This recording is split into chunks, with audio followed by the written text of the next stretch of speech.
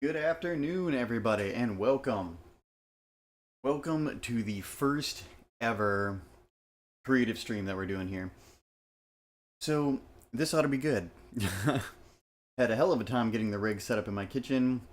Setup's still kind of iffy at times, but I think we got it. So, without much further ado, we're just going to hop in. Today we are going to be brewing a wheat beer. So we're going to be kind of doing that, and then while that's brewing, kind of in between the brew times, and then after that finishes brewing while it's cooling and whatnot, we're going to be doing two recipes. We're going to be doing a steak fajita, and we're going to be making a quiche for breakfast. So, got that shit. It's going to be fun. So anyway, here we go. What's the worst that could happen? What is the worst that could happen? Alright, so we're going to start off with the brew portion for the wheat beer, just because there's a lot of waiting times with the brew. Waiting for things to boil, waiting for things to kind of be ready. So we're just going to, throughout the stream, we're just going to start that, and then we're going to slide over to this side, continue with like food prep and whatnot. And then once the timer exceeds on the brew part, we're going to go back and work a little bit more on the brew and whatnot. So it's going to be kind of back and forth, intermixed, what have you, between the brewing and the cooking, so just a heads up. It's going to be kind of jumping around a little bit. Alright. So first off, for the brew, the most simple part of the entire process, whatnot, is just boiling. So there we go. Started that up. The very exciting boil process, as you'll see. And whatnot. So why not? Okay. Let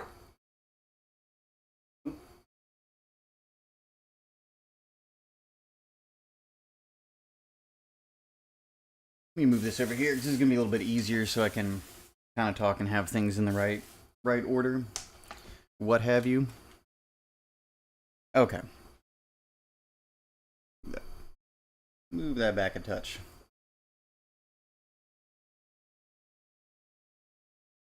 And bear with me if things are kind of like a little out of order, just because, you know, first brew stream ever. May have a few issues here and there. So, while we're waiting for that water to boil, so we can add our kind of ingredients to the brew, we're going to start on the steak fajitas. So this part is like similar to the brew. We got to prep part of it, and it's got to sit to the side, kind of marinate, and all that good stuff. So, like I said, we're gonna be jumping around a lot today,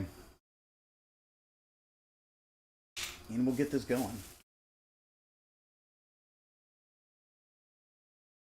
All right. So first things first, cut up this steak over here. Get it out of its housing.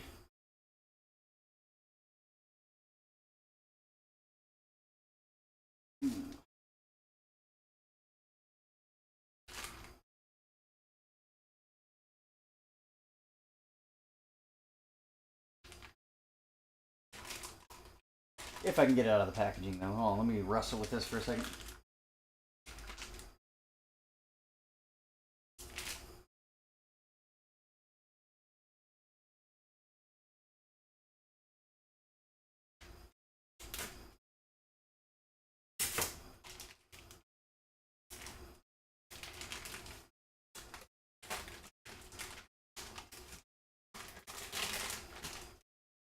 Alright, shrink wrap this shit in here. There we go. Alright. Ooh, yeah. Check that out, chat. That looks amazing.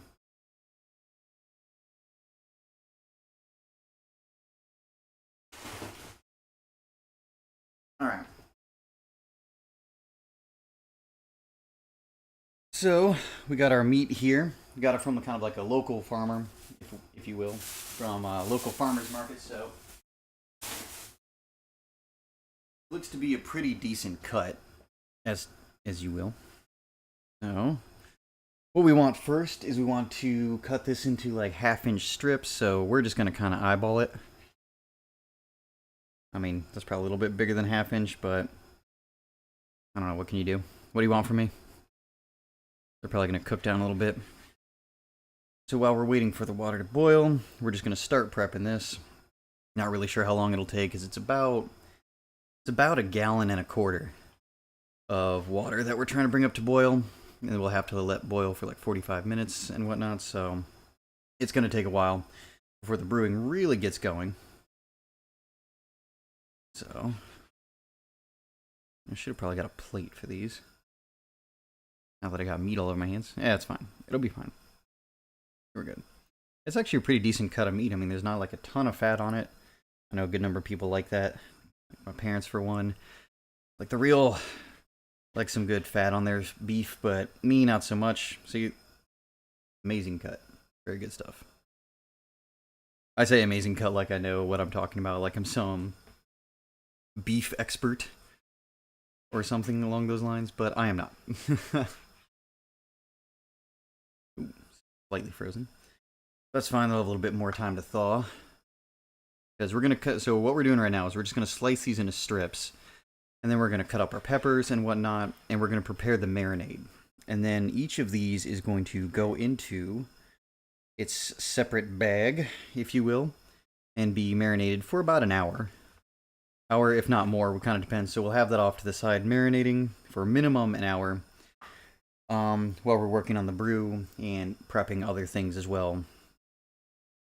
So it may be more than an hour depending on how involved we get with the beer brew and whatnot, like what step we're on, which step we need to go to. But yeah, I'll keep you appraised. I need to trim off some of the fat on some of those ends.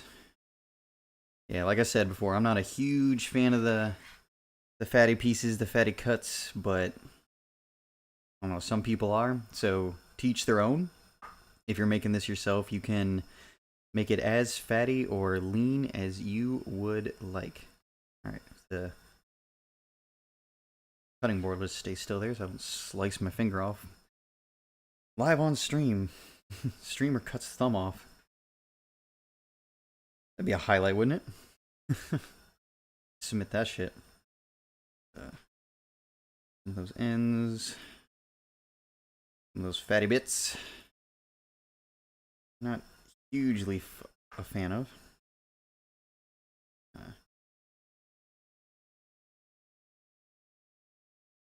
Let's separate that off a little bit. Like, I'm not going to be too meticulous about getting the fat off, just because I'd end up just butchering half of this shit. And wouldn't really be usable, so the rest of it, like something like that. Oh, where's the camera? Like something like that. You know, you can kind of see this vein right here. Yeah, something like that, I'm just going to let go. I'm not that picky.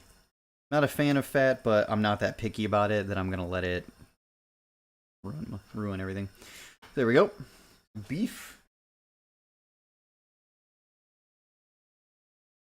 Beef is sliced. Alright. I'm just going to start preparing the marinade here.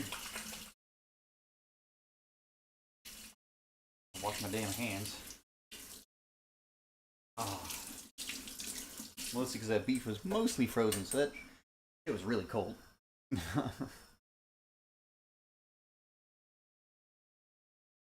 Okay. So we have the beef prepared. We are going to get all this shit out of the way. And alright, that water's still going. It'll probably be going for a little while. What we're gonna do is kind of got our beef. We're gonna move that off to the side. Bear with me. I'm just still getting everything situated. Not a ton of. I'll try not to get my head in there. Not a ton of counter space. So we work with what we got. Nope.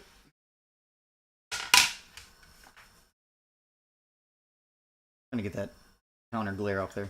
Hope I kill this light. A little bit better. A little shadowy, but it'll be okay. Alright. Knife number 2. Yeah, a nice blue. Stats blue.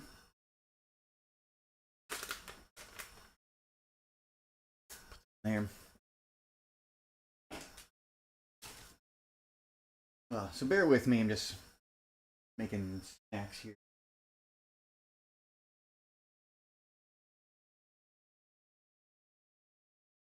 So next we got to get our peppers ready. Peppers. There we go. Cut the bad boy in half. I mean, you could be a little bit more fancy about coring it if you want, but I'm not. I just get in there, rip it out. You know, as you will. Want the stem and most of that membrane and seeds out of there. So the recipes today are going to have quite a few different ingredients in them, but if you're of the opinion of that you don't like that ingredient, or oh man, that would have been so much better if he had just put this in there, oh, he's missing out like the best part of this, you know, feel free to do it yourself. Like, and it's not a confrontational statement. I'm just saying, like, you know, so if you make these yourself, you can add and mismatch whatever you want. So one thing I like about a lot of the food prep recipes I do for the week is that a lot of them are very interchangeable. Like, you can change them up, swap out ingredients, add, subtract, whatever you want to do, very, very easily. And it can make a huge difference and change, like, the dish around. And so it kind of helps, you know, the monotony, helps you decide what to make because you guys just got a lot of options. So it's never a matter of, oh, I don't have anything to make. Oh, this is kind of bland. I'm tired of that. You can swap shit out so easily. Cool. So there we go. Peppers. Let me get my bags. What we're going to do, we're going to put both of these into a freezer bag.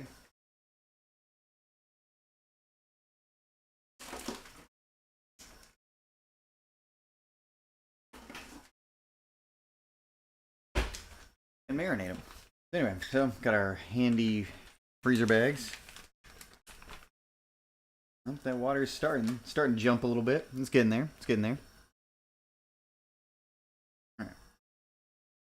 First bag.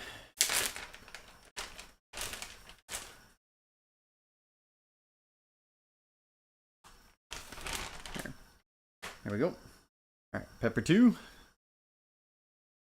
And like I said, we'll also keep an eye on that, how that brew's going in the background. And as needed, I will peel off from doing any cooking or whatnot and make additions or do whatever I need to do for the beer brew. That's something that's just going to need to be kind of monitored as we go along. Nasty portion in there. Alright, yeah. Pieces are kind of gross. Squeaky shoes. We're going to put those off to the side. We don't want nasty ingredients, right? There we go. Ooh. One had a lot of membrane in it. Not a lot of salvageable parts. This half's got some... Not the best pepper. As you can see, there's... camera. You can see, like, right in there's some, like... It looks kind of white in the camera, but it's kind of brown. That's got some brownish parts that it look like it's kind of eaten into there. So... I'm just gonna toss that. Not looking good. Alright. So there we have it. Got our peppers in the bag. Then we've got to start making the marinade. Get a dish here. And start putting the stuff in. Alright, so we're gonna make this marinade. It's super simple. Again, this is the great thing about it is this is another one of those things you can kind of swap out as you will. You can add or subtract any more of the ingredients that you want. It's very versatile. It's very easy. It's very nice. Anyway, so, oh, and also, by the way, if you want to follow along with any of these recipes or copy them down for later or whatnot, if you type !menu into the chat, it will pull up a link to a doc I have up that will have all the recipes detailed out. Mmm. Good old ginger ale. We got a tad bit of a hangover this morning, chat, so bear with me. I'm going to be just trying to hydrate this whole time. Anyway. The marinade. So first of all,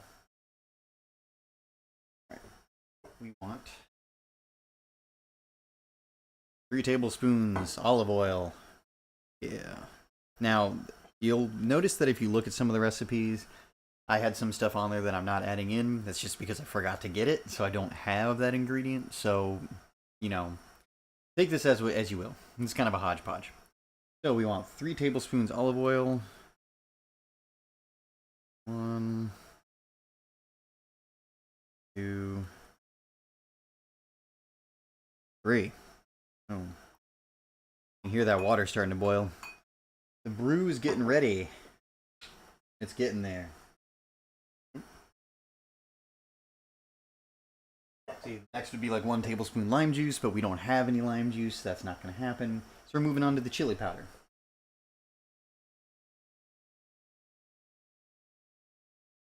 We want 1/2 teaspoon chili powder. Now again, if you want these to be spicier, you can add in as much, as little, or as much as you want. Or a different kind of powder, or a different kind of spice. You know, it's completely up to you.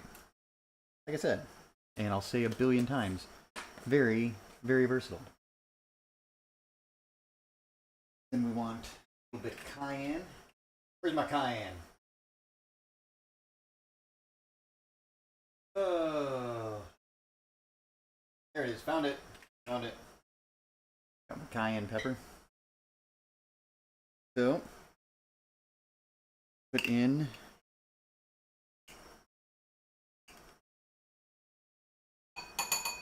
a pinch. I don't like things crazy spicy. So I'm not adding in a ton of it, but if you do, you know, more power to you. Do whatever you want. I'm not going to stop you. Cool. Spoon here. I'm mixing this up a little bit before it settles too much in the bottom of the olive oil. Okay. We need a teaspoon. Need a teaspoon of ground cumin. Got my 1/2 teaspoon here. Just rinse that off so I don't mix I'm mixing my chili powder and my other spices. It'll be a surprise in some recipes. Water's coming along, as you can see it. Starting to boil a little bit there. It's getting there. Alright. Need a teaspoon of the ground cumin. Got our 1/2 teaspoon here. Ooh. Fresh. 1/2. Oh, a little much there. And full. There. There's our teaspoon. Alright. Cumin. Okay. And then we need our 1/2 teaspoon of salt.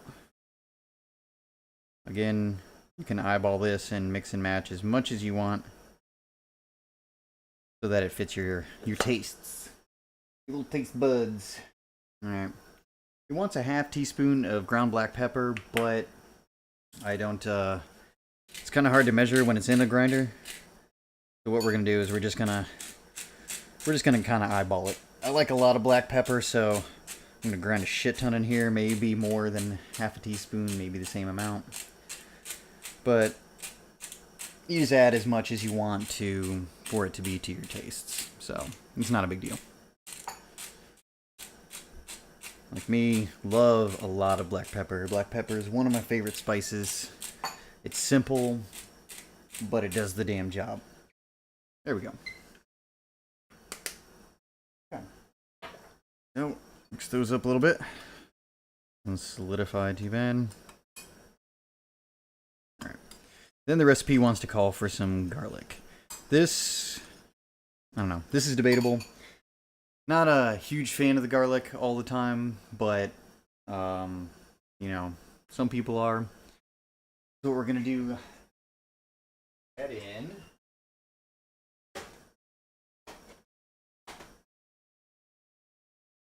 A little bit of garlic powder. I don't feel like doing the cloves.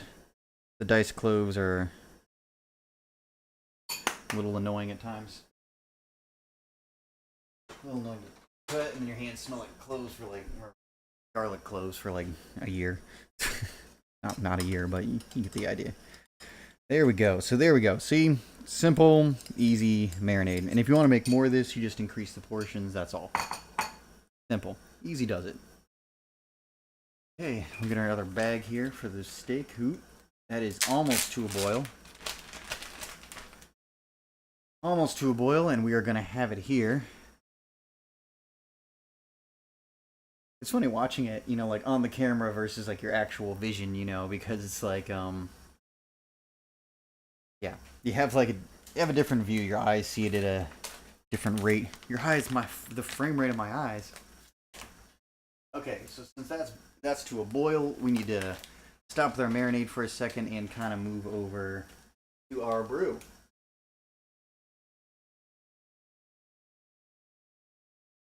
Okay, so now it's at a boil. First things first, need to add our malt. Need to add our malt. Here's my big old spoon. There we go. Got it? So what I like to do is I like to kind of add it while stirring at the same time. Helps keep it from clumping up. And helps keep the suds from getting a little too crazy.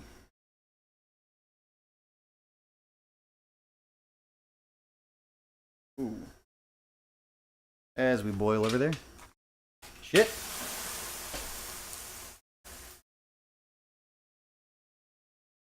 Ah. Alright, the first boil over of the stream. Alright.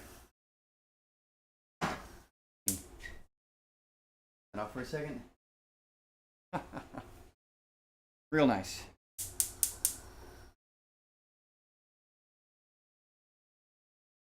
All right. So we killed it. These magic moments.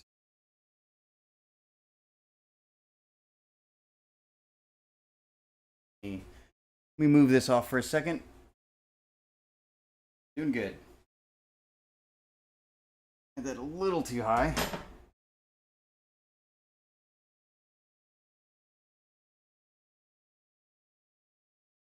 No worries. Add oven mitts.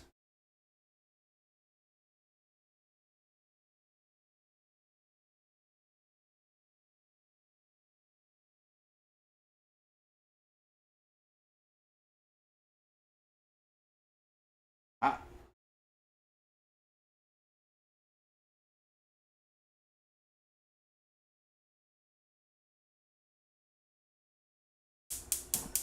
There we go. All right, we're back. Back in business.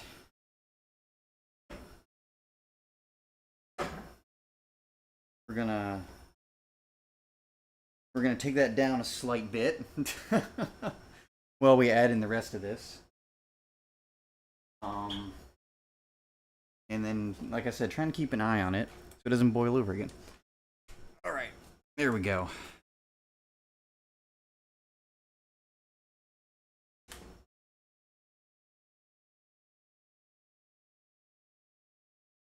So a little, well, a little too hot. So I'm gonna get this in here, stir in the malt. I forgot to do that part, turn down the heat a little bit. Because on the gas stove, this stuff heats a lot faster than it ever did on the electric stove. Not that that's much of an excuse, but I'm going to use it as an excuse. So whatever. Alright. Like I said, we don't want to dump all of it in because number one, boil over. Number two, you don't want it to clump.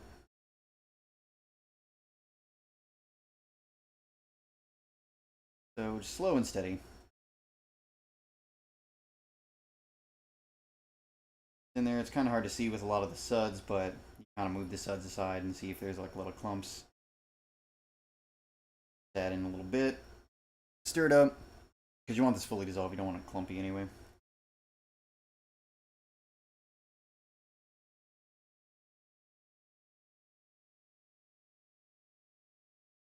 Alright.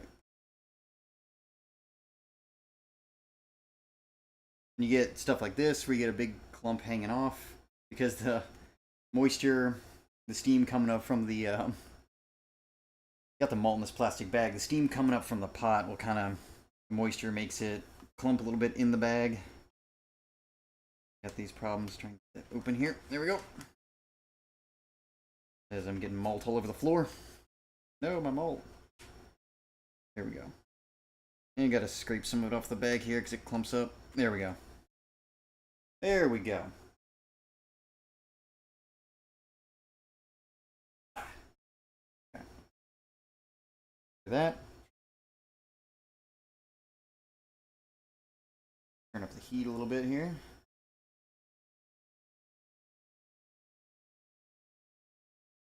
And then, once we add that, we add in our first 7 grams of hops.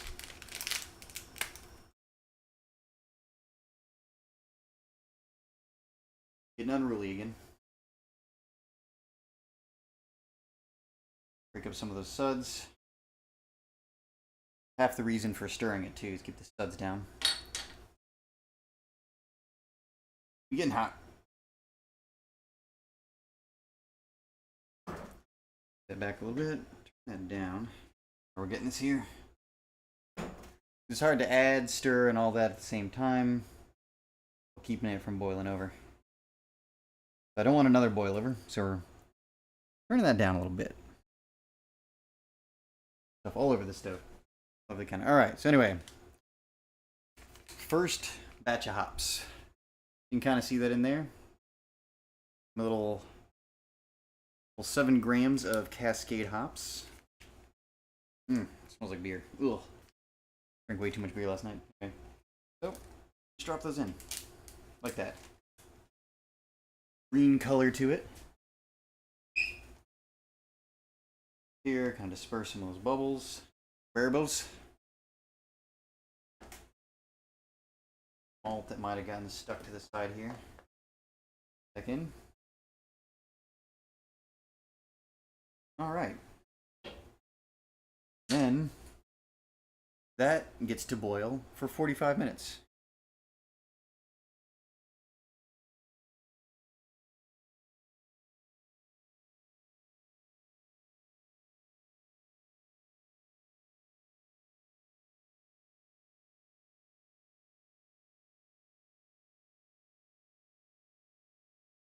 Anyway, sorry, just set my timer here. If I can get the app open. There we go, geez.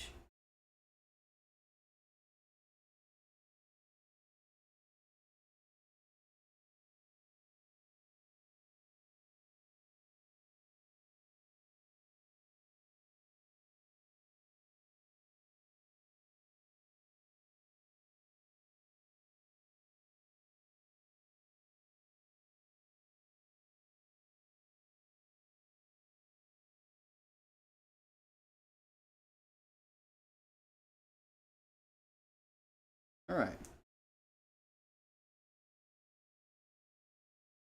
There we go. Got our little handy timer going. Keep an eye on that shit. Because at the end of the, so that's going to boil for 45 minutes. Need to turn it up a little bit.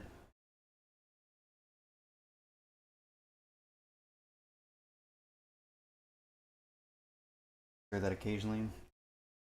Sure it doesn't boil over again. Nice and green.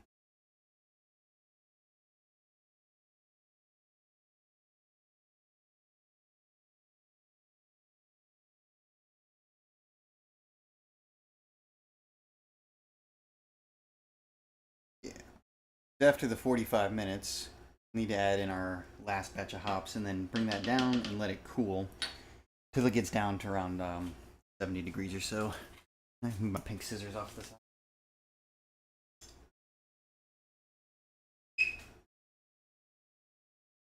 Alright, so anyway, back to what we were doing before we had to jump in. So that's going to go for 45 minutes. kind of off to the side. We're going to let it go. And in the meantime, we're going to do our 2 marinades. So back before we had to jump over to that, we were kind of preparing like the steak fajitas or whatnot. So, there we go. Where were we? Lost my place. Okay, just need to add a little bit of the marinade to each thing.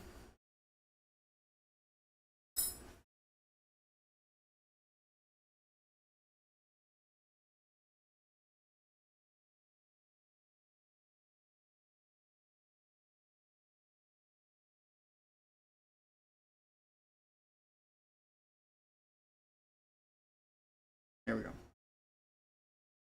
Keep an eye up on my stuff. All right.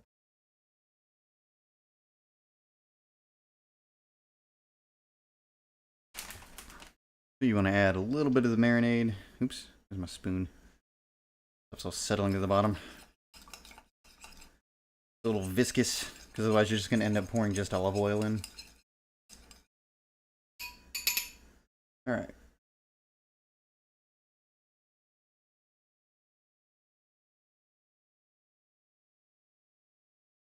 Pour some of that in there. Keep it from going all over the counter. Cool.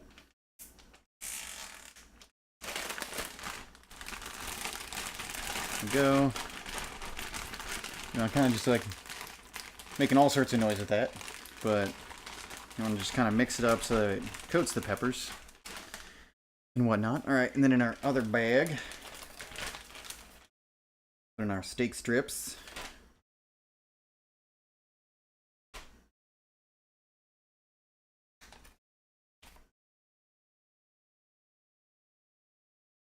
Oops. Trying to get steak all over the outside. Big juice. Yeah. And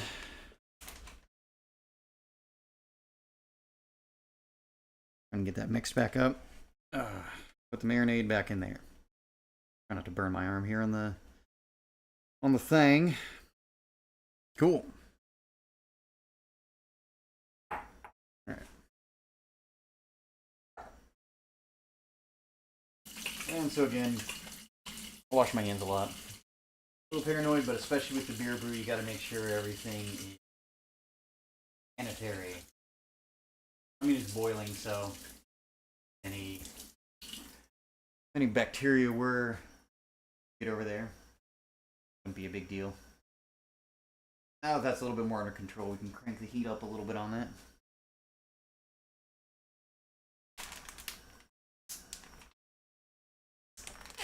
It needs to boil.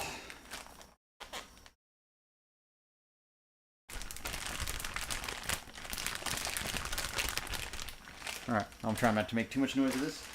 I'm going to put these off to the side. I'll put them back in the fridge so that way they can marinate.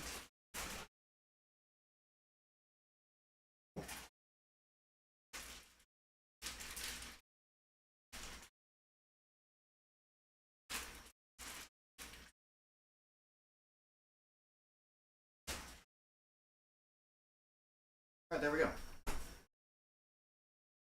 Alright, and so those need to marinate for about an hour. So the fajitas are now on hold, and we'll kind of chill off to the side while we get that going.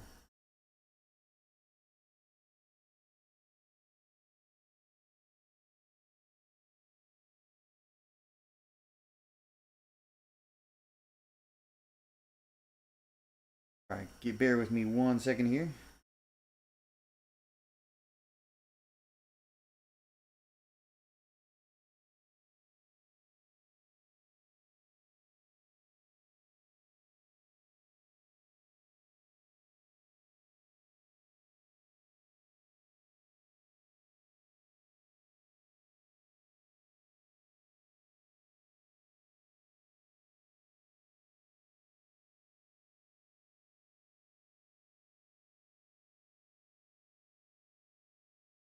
Alright.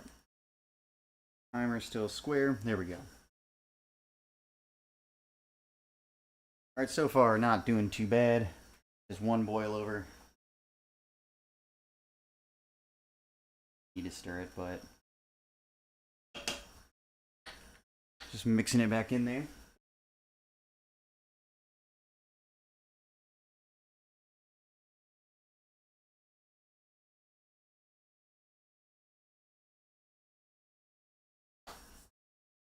There we go. Move some of our shit off to the side.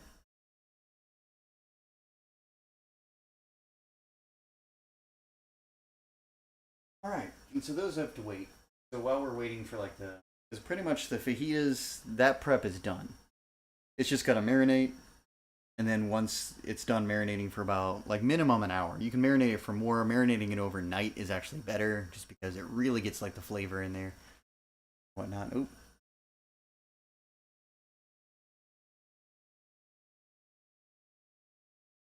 Fix my tape. My camera's going to come flying down. Okay. Oh, shit. Ah, my camera. There we go. Okay. Don't move. Anyway, so yeah, as far as the fajitas, that fajita prep is done. All we got left is once it's done marinating for however long you want it to. I mean, you don't have to do an hour. That's just the recommended. Once that's done, we just got to throw it in a skillet, cook it up, and that's just done. So, really quick. As you saw right there, we've been live for about 41 minutes, and I've already finished the food prep, and half of that was me trying to salvage the beer that I was brewing on the stove before I boiled that over. So, like I said, easy stuff. Alright, so while that is going, we can jump over to our next thing, once we get some of this stuff out of the way. Alright. I'm gonna hold on to this for just cleanup purposes.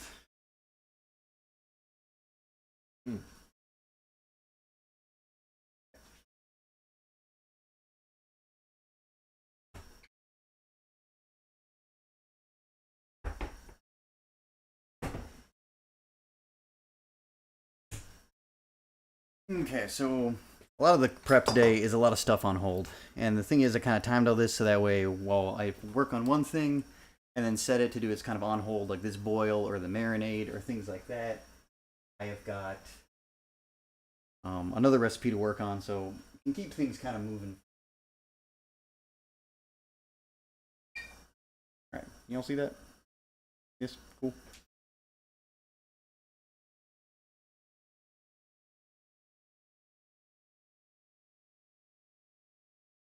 Alright, semi away from the pan. Anywho, alright. So next up, we're going to be working on the breakfast portion. Woo! Because right now, so that fajitas, that's going to be like kind of like my dinner for the week. Well, dinner or lunch, depending on what, for the week. And then I also do like a breakfast prep for the week. That way, you do all this shit on Sunday, it's done. You don't have to really worry about it like throughout the week or coming home from work and like, oh, I gotta make dinner or I gotta make lunch for tomorrow or I gotta make breakfast when I get up. All that foolishness.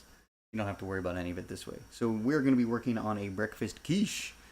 So bear with me while I get all the ingredients out for that type of thing. For that thing. And just kind of getting some of my dishes out of the way. Gross.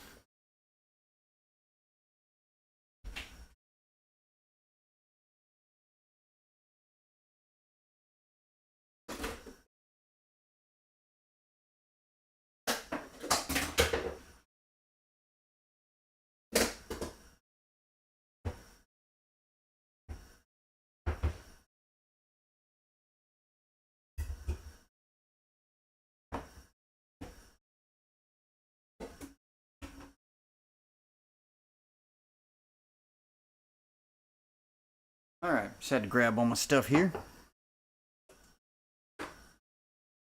Hold on to that for later. Cool. And got some of my cameras balanced up here, so gotta be careful that I don't knock them off into the brew. That should be bad. Alright, so again, this is the crust for the quiche. I mean, you just gotta make, yes, you have to make a pie crust. Yes, you can use a store crust, but who wants to do that shit? That shit's gross. Don't do that.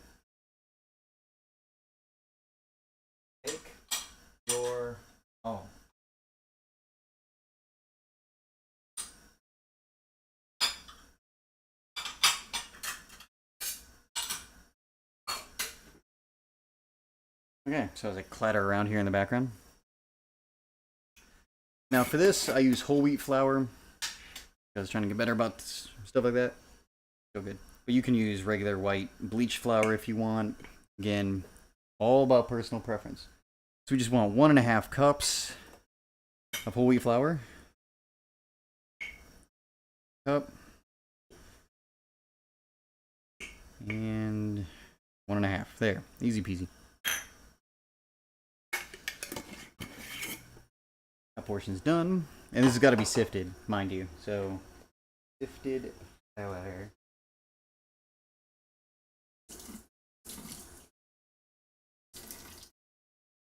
This off. And just a half teaspoon of salt. You can add it separately, but I just like to sift them together just because it's easier. Get that blended. So, half teaspoon of salt in there. We're good. The fun part. Just get to sift all this together. Some people like to skip the sifting. They say there's like no real point. I don't know. I find it a point. I've never tried it without sifting. I've always found that it works with sifting, so why kill what works?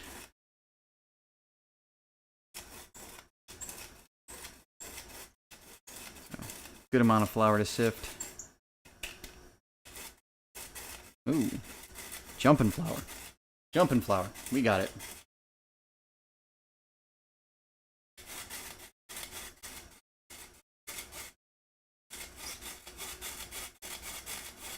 Now the whole wheat kind of defeats some of the purpose. Because you see like some of those whole grains are still stuck there in the bottom. So I just dump them, whatever. Doesn't hurt anything.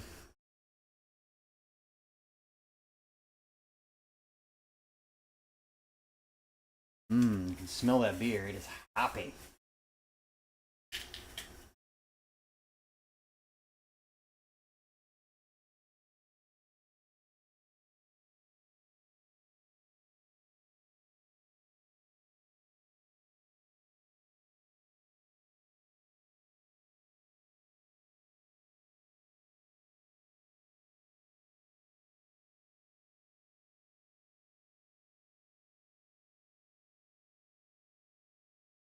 Cool. Just putting a few things away while we move along here. Save up on counter space. Alright. There we go. Alright. Got the salt, got the flour, so now you need 1/2 cup of shortening. Where's our 1/2 cup? There you are. I see you. Now this is also some debate. Nope. Wrong drawer. This is also some debate.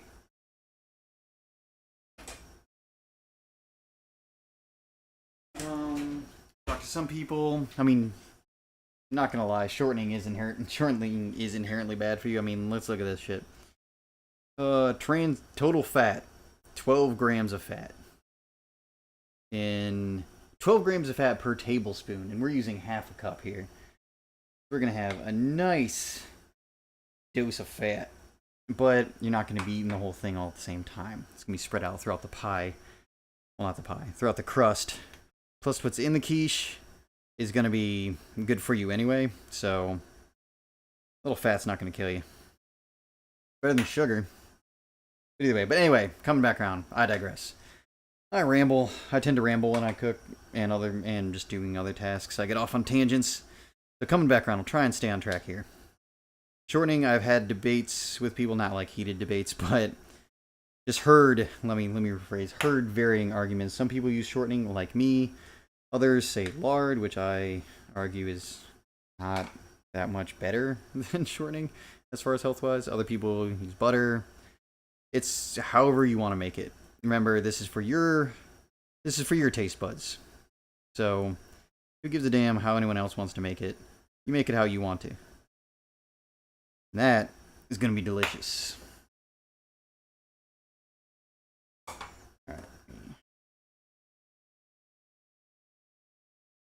Measure this out here. Need a touch more shortening. Ooh, it is getting warm in this kitchen next to this giant kettle. Hot. All right. So there we go. So we got our half cup. We're good. And you just siphon that off in there.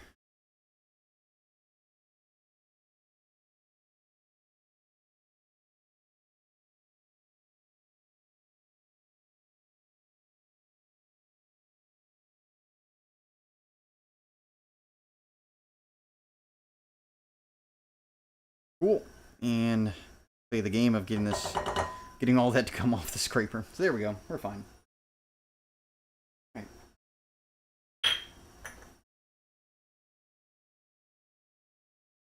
right. Got the shortening in there.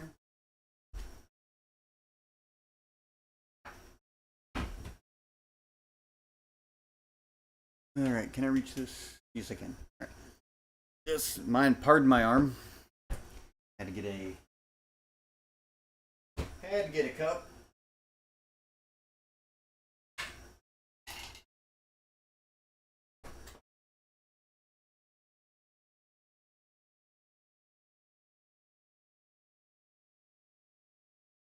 Just want a little bit of ice water for this next part. So here we got it. Just a little bit of ice water.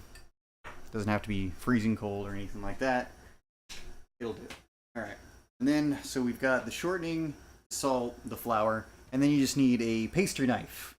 So this weird thing looks like some kind of weird brass knuckles that you take and punch them. Like if Wolverine was a baker, have one of these probably. So pastry knife, just good in this. And what you want to do is you just want to kind of cut it together. You want to cut the shortening with this salt and flour until it kind of forms a sort of a coarse crumb texture. In the beginning, it's a little annoying because you see all the shortening gets stuck to it. So you just get your scraper spatula thing, and you can just. It's annoying because you got to get in between each of these little blades and pop all this stuff out. And then again, like I said, it gets stuck to everything. So it's a dance back and forth with getting stuff unstuck and continuing with your pastry. All right. We got about 25 minutes left on the boil. Still going. Shout out to James if you're watching. Look at them suds. Ooh yeah.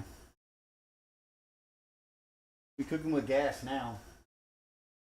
25 minutes. All right, we got 25 minutes on that. Then we add the second batch of hops. We had our 7 grams of hops first.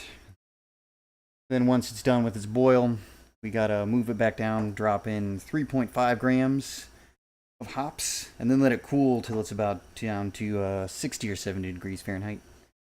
Didn't do the conversion for Celsius, so sorry, my Euro friends. Anyway, yeah.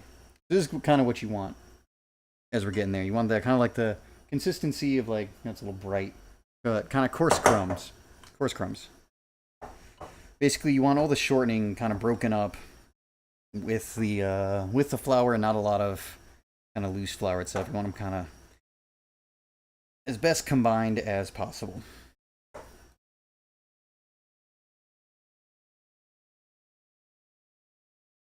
And that's it as far as like mixing stuff for the crust. The crust is the easiest part. Well, at least making it.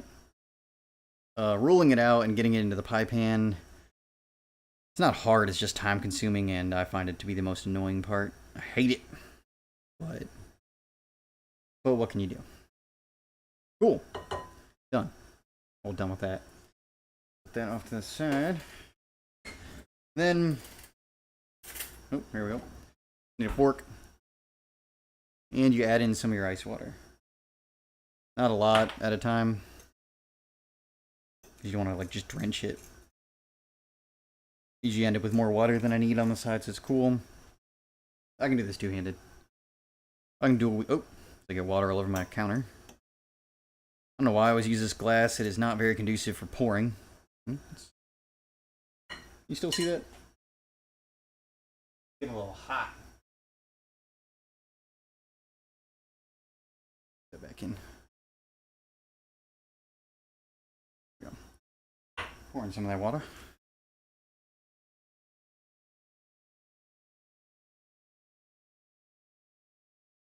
Alright, so what you want to do is, you see it's getting a little darker right now, you want to mix it together, use the water, so that way it kind of binds together. Because what you want is you want it all to be one smooth ball of dough. Wipe that up, got water all over the damn place. Try not to burn myself.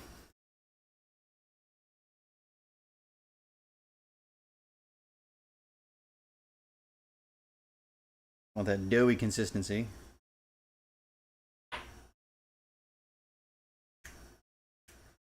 So that way you don't have any loose flour left. You can kind of form it all into a ball.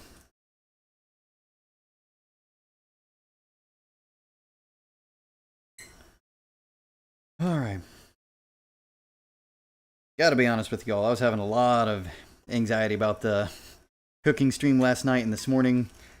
Just because it was such a pain to get my entire rig upstairs, get it set up in my kitchen to where I could see everything, kind of get the cooking stream going. I was like, man, this is going to be a nightmare. Getting the cameras set up today was the worst part. Everything else was just time consuming because I just had to haul it up from the basement. All that.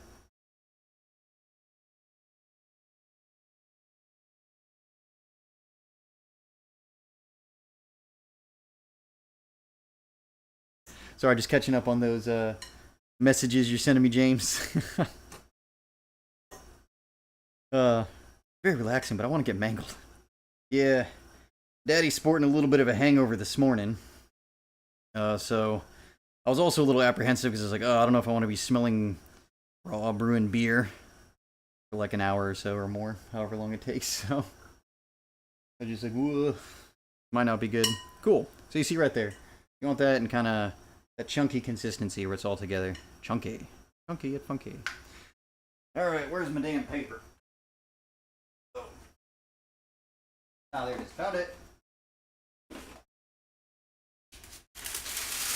Oh.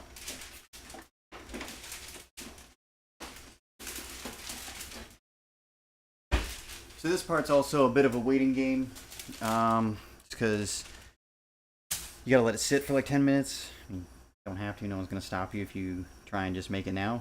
But you let this sit. So you need either wax paper or parchment paper. I like parchment paper better. I've used both. There's really no difference. I just like parchment paper better. There we go. There you go. One big ball of dough. That's all you need.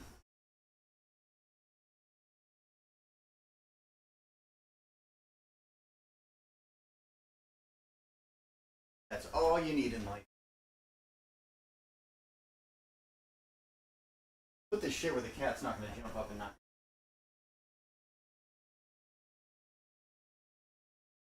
Our kitchen is a damn war zone right now. Got shit everywhere.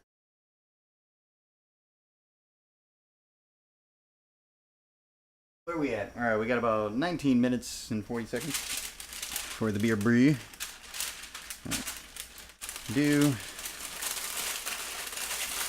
You just want to wrap that in some parchment paper, like so. Cool. Set it off to the side. You're good.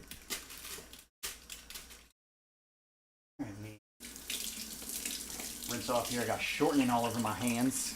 That shit is greasy, man. It is a pain. Definitely a pain to wash the dishes I use the shortening on. Because it is so gross. Beer is right along there.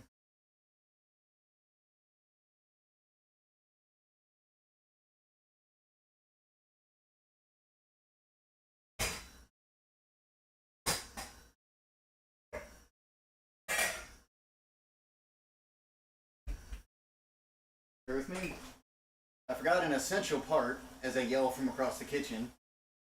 I forgot an essential part to prep some other water.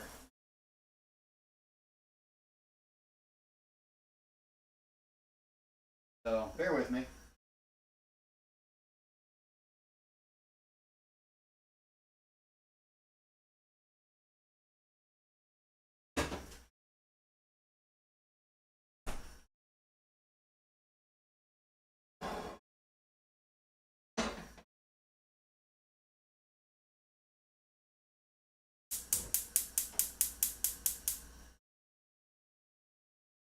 What happens is, so while this is boiling, this over here, Obviously, science, the way things work. Uh, Water will evaporate. And so you start out, it has you put in a little bit extra. You just want to start out with like 1.25 or so gallons or whatnot to account for some of that. But because this is a gallon brew, this is going to make a gallon of beer. And so during that process, a lot of that will cook off. And so you'll have like the gallon jug, if you will.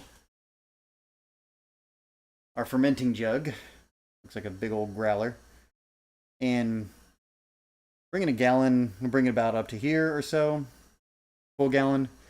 But when you cook this like 1.25 gallon, it usually brings it down about like here. So want to prep some like water off to the side. That will kind of serve as to add a little bit, because you can add a little bit in the extra in the end to bring it back up to a gallon. That way, you actually get your full gallon of beer.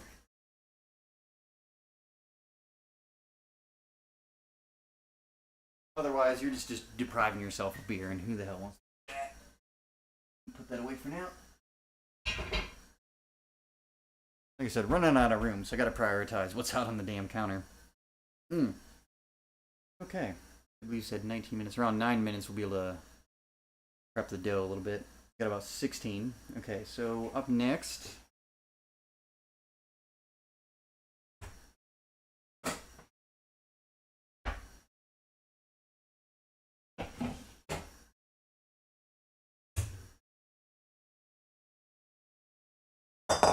We can prep the next part of the food. This is actually going on a lot faster than I anticipated, which is good. I was hoping I wouldn't be stuck in the kitchen for like, 10 hours or whatnot while this went on. Most of it's just going to be a lot of waiting. The beer, so for the beer to cool and boil and all that, so what I've tried to do is I've tried to stagger stuff, in an effort to kind of move things along. So that we're not just standing here watching paint dry, if you will. All right. So while we're waiting on that, then, because we still got to just wait for that to finish boiling and for the dough to sit for a little bit. And meanwhile, we'll just kind of boil our spare water here in the back. Yes, you got to boil it because you got to have sanitized. Like the biggest thing about this beer brew, like the most important thing is sanitizing. Get any sort of bacteria in there, well, the wrong kind of bacteria in there, it will screw up your whole beer. It'll skunk it, it'll make it nasty, it'll make it undrinkable, all that. It will not work. So you gotta, if you want to add any water to it to kind of fill at the end, it's got to be sanitized. I used filtered water that I prepared yesterday. But no, so I poured it all through a filters because our tap water is disgusting, and disgusting water will make disgusting beer. So I've got this filtered water that I'm boiling right now. And then we'll need to sanitize all the beer parts for when we siphon it into the gallon jug and whatnot, which will all sit in like this cooking sanitizer. So want to make sure everything's as sanitized as possible. Keep from any issues. Anyway, so with that, we'll go ahead and we will make the filling for the quiche, which will come along later. It's all going to come together. Once this is cooling, we're going to like fry up the fajitas, and then we're going to like bake the quiche. Gonna be pretty righteous. Pretty righteous food. So let me grab the ingredients here.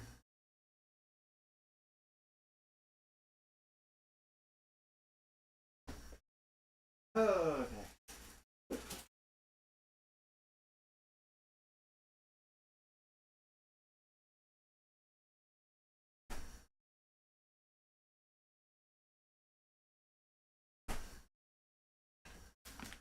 Cool. Put our stuff back here.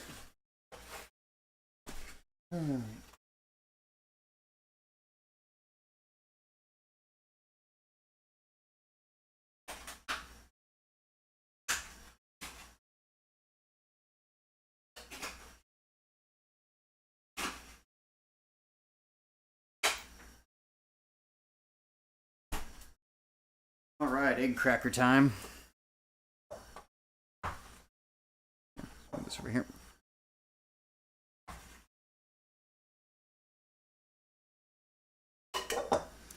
So you want to start with about 8 eggs. And again, like I was saying, if anyone's interested in the recipe, wants to do this later, or if you want to, for those of you following along at home, you can type !menu into the chat window, and it will give you a link to all the ingredients and steps for all the food that I'm doing. If you want to do the beer, you got to use a separate link, which I'll give you here in a second. Oh. My thumb right through that egg.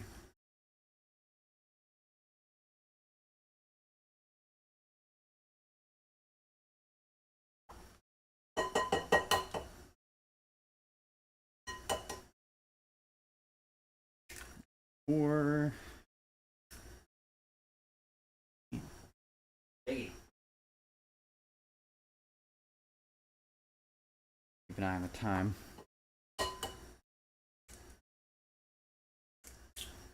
Ooh, those are some weak ass shells.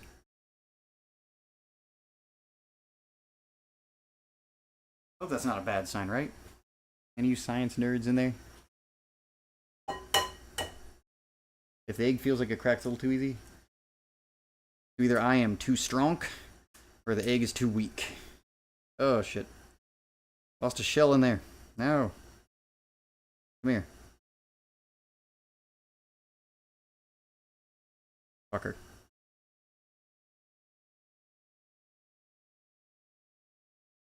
Oh, we got it. We got it. Pro strats. Pro strats.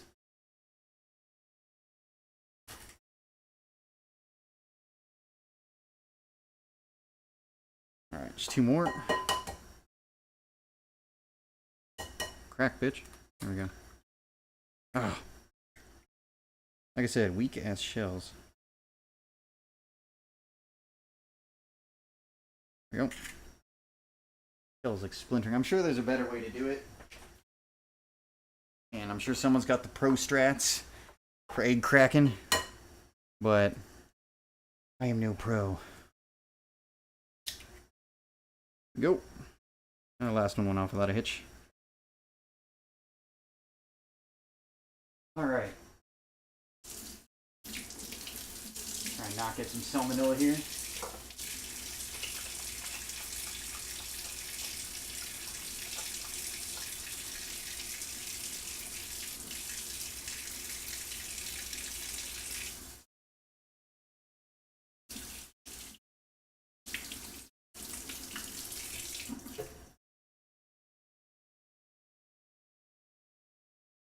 There we go. Get out of the way. Yeah, look at them eggs. Looking good. Alright, so we're gonna need the eggs, the cheese, the pepper, and salt if you want. If you are so inclined, which I am. And some spinach and bacon.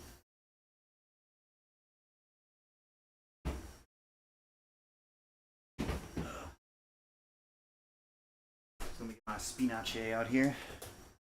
Man, I'm thirsty. Probably just because it's so damn hot in here. Got a couple of the burners going for the gas. And I was being slightly hungover.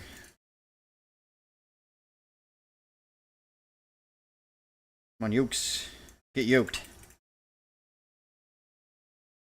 Break that shit up.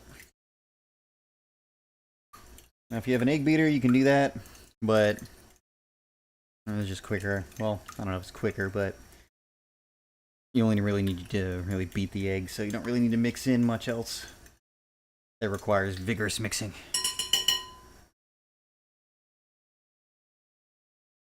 Oh, we'll just drop that right here. Okay. So we got our cheese. Now again, this is up to you. You can do however much you want. And whatever kind of cheese you want. Me, with eggs, I kind of like sharp cheddar. And I find about a cup is usually pretty good. I mean, we're going to eyeball it. Yeah, so heaping cup, that's fine. That's fine, whatever. No big deal. But you can use whatever kind of cheese you want. I like the sharp cheddar just because I think it goes well with eggs, but I think Swiss would also be pretty damn good. Not had Swiss cheese on your eggs, you should do that shit. You're depriving yourself.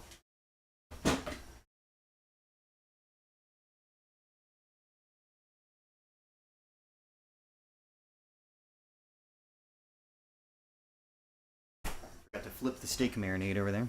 Alright, so eggs. Alright, and then for the pepper and salt, you just kind of eyeball it. Ooh, like, not that much though. Fuck my arteries. Alright, that's enough. The cheese will give you a good amount of salt anyway, so that just do its thing. Alright. We got the cheese. Oh yeah, pepper. Now, as stated earlier, when I was prepping the marinade, I like a shit ton of pepper. So, you grind in however much you see fit. However much you want. There we go. I like a good portion. There you go. There you go. Pepper, salt. Cool.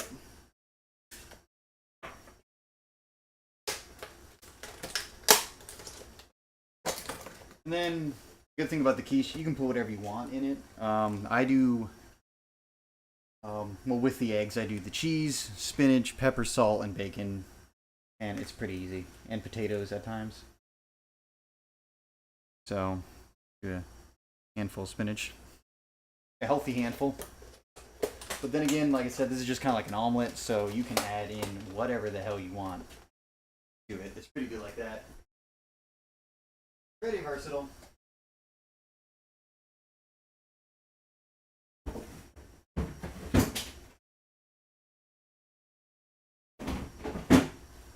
Could have sworn I had some. Oh, I do have potatoes.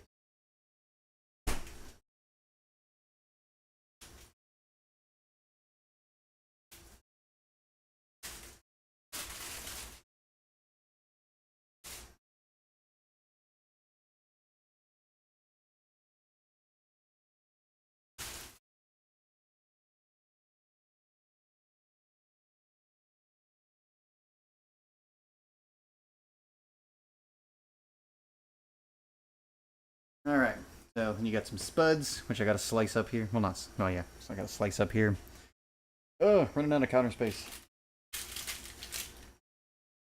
Let's go. We'll just move some shit out of the way.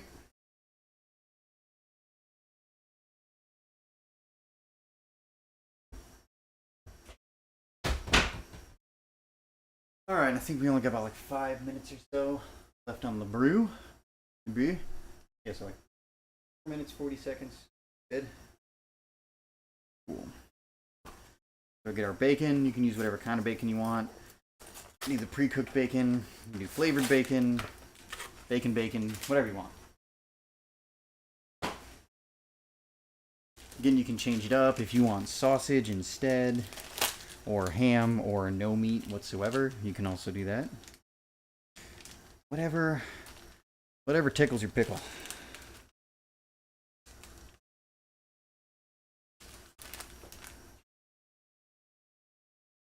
That water in the back is fine. Go.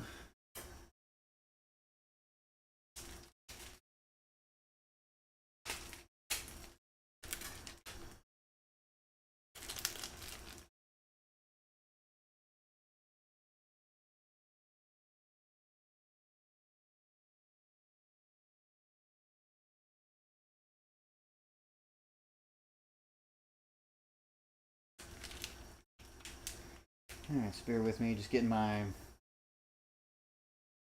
bacon out of the package here.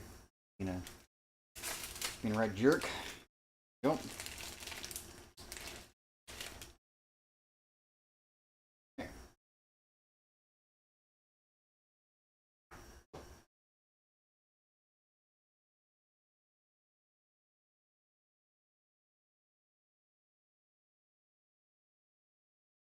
Kind of cutting it up off camera just because I don't have enough room to move that bowl somewhere. Dicing it up. Go. Probably find a spot.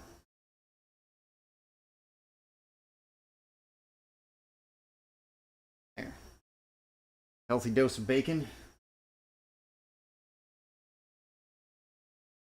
Again,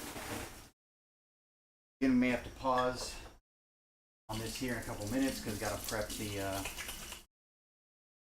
Gonna put the beer to cool.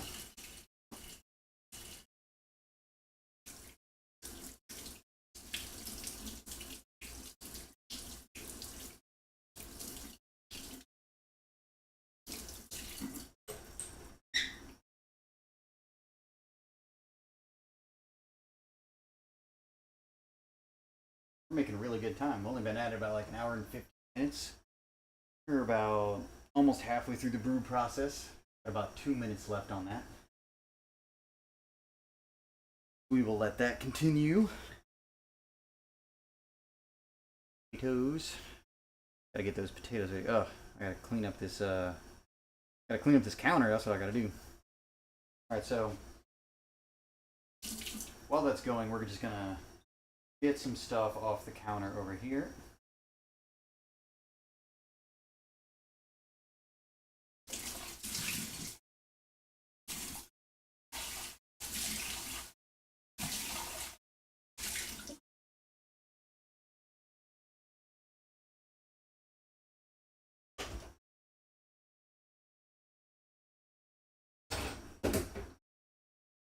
Make it a little bit easier for us to get some work.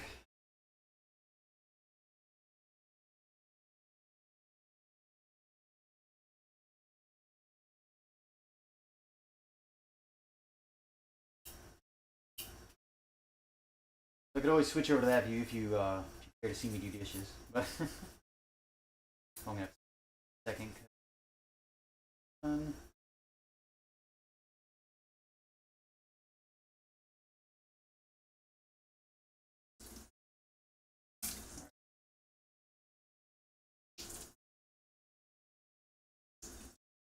Thank you for bearing with me as I get some of this stuff. Like I said, trying to just clear up a little bit.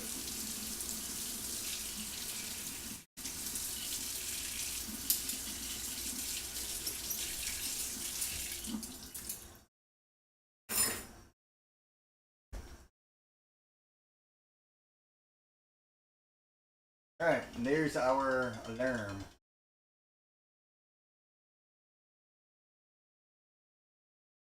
We kill the brew, or well, we kill the boil.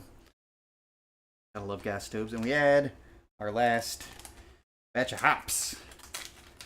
Optimus Rex. Another Cascade. Same hop as before, only this time about 3.5 grams instead of 7. So, drop those bad puppies in there. Dissolve.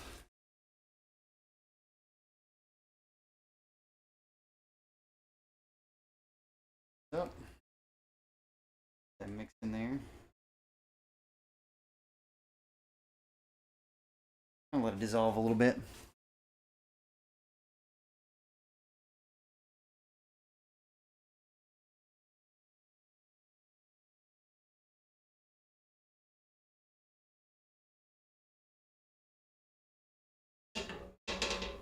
All right. Then the fun part.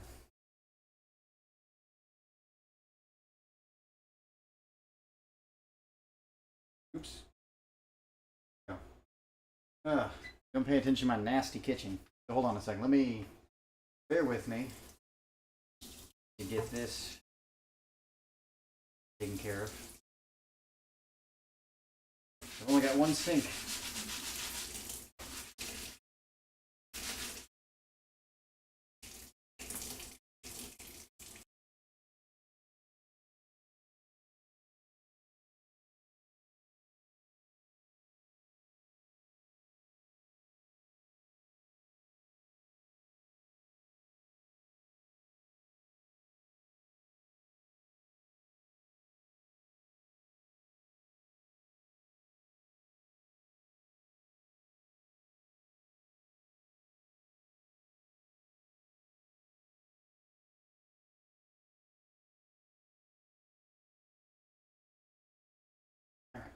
Thank you for bearing with.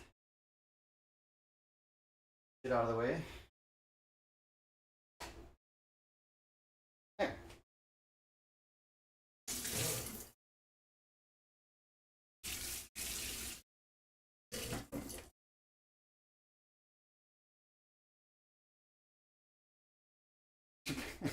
What's up, Gerald? How you doing? I mean, if you want to look at my nasty kitchen, you're more than welcome. Camera's coming down. Don't die. Command you. Go. Alright. Now, gotta move the wort to the sink. And get this ice bath going. I'm doing well. I'm doing well. Getting this going. I need to move that camera. Just working on the beer brew. Yep.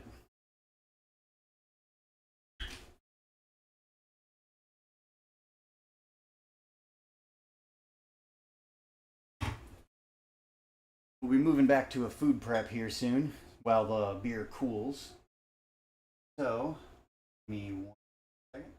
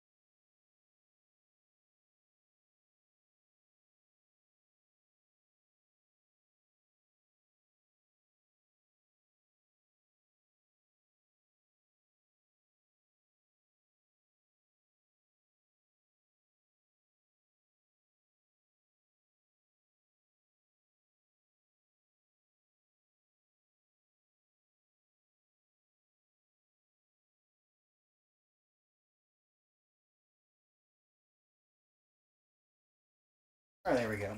Camera angles could use a little work, but what do you want from me? I was trying to get everything set up. Alright. So, actually, we're going to leave that over there. There we go. So now we wait for the beer wort to cool down. We gotta get that foolishness going.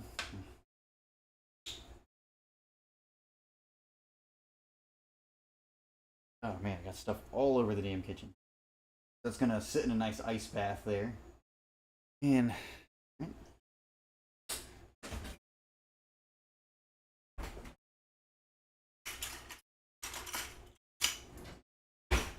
now the exciting parts. Oh, the stream. How about we get that under the camera?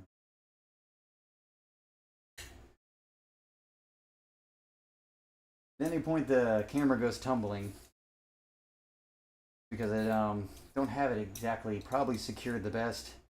I had to kind of make do and kind of MacGyver it while I was at it this morning.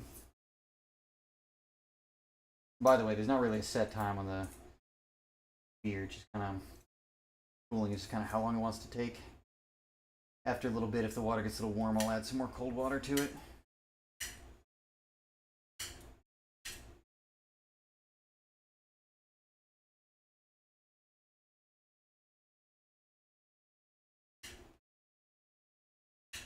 Free ass potatoes. But yeah, I didn't get the best prep time I was hoping for. What do you want? What can you do?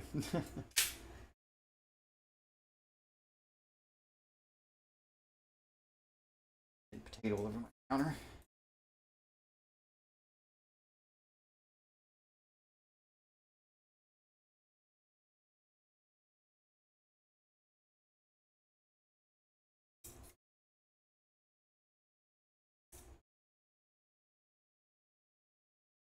All right.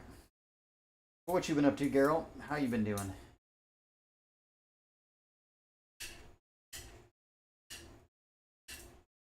Yeah, you can feel free to talk to me about whatever. Right now, we are just prepping more.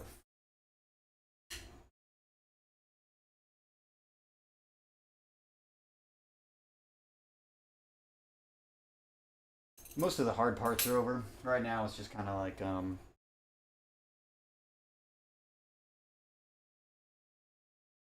Oh yeah? How is that? Sorry to hear that you're sick, by the way. No, that's never good. Always puts a damper on everything.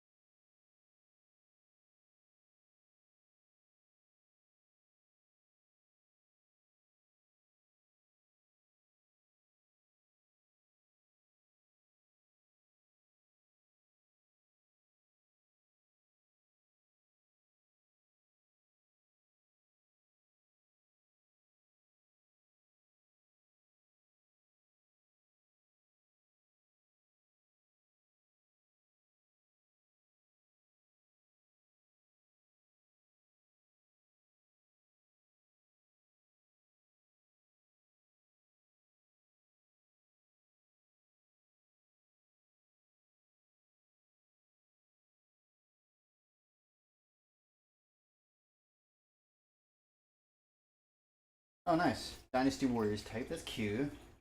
Ugh, I need a big. I need a bigger cutting board. Not working. Oh, scrub kitchen. All right, we're gonna switch.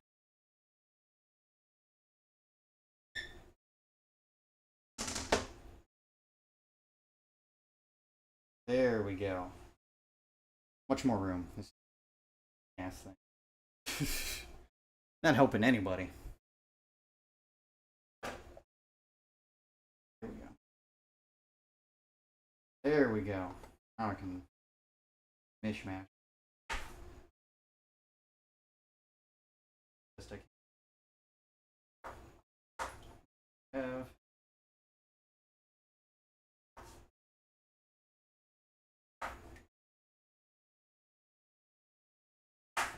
There we go.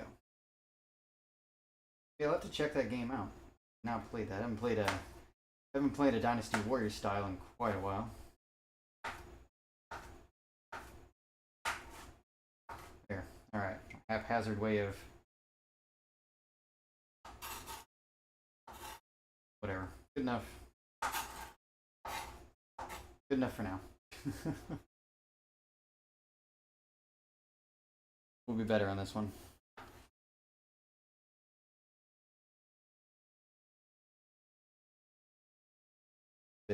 Trying to cut these a little bit thinner than I did before.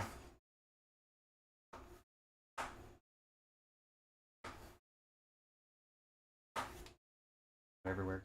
chicken every. Probably would have been okay with one potato, but I was getting a little sidetracked.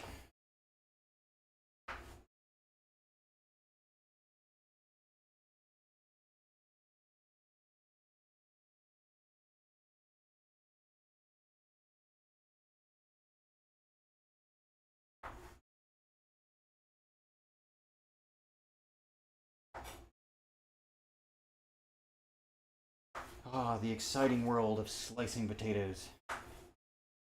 Feel your heart pound. Three positions and slices potatoes more.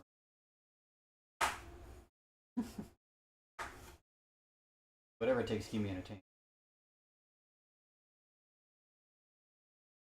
Cat's getting into something, but can't really address it right now. Cutting potatoes. We'll have to wait.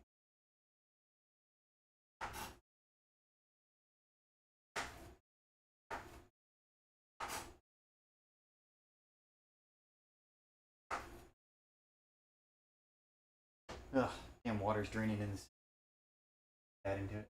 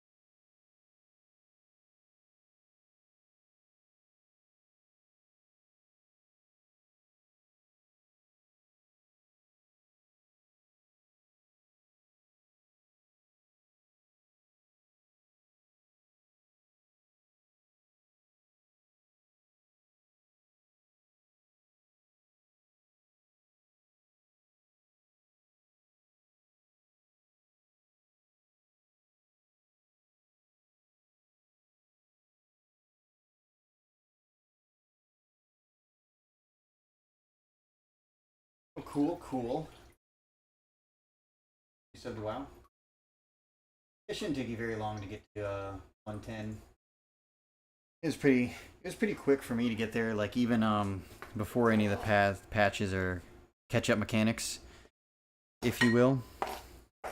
I highly recommend it. I liked this expansion a lot in WoW. I thought it was a shit ton of fun. I thought it was so good. It was very good stuff.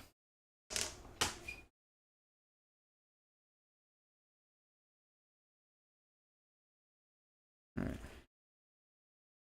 Gonna blend our mixture here.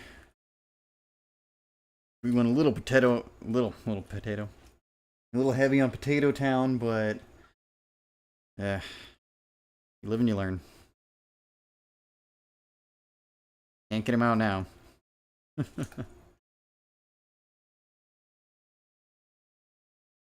Next time we'll just do one potato instead of two. Two seems to be a bit much. It's gonna be a little potatoey.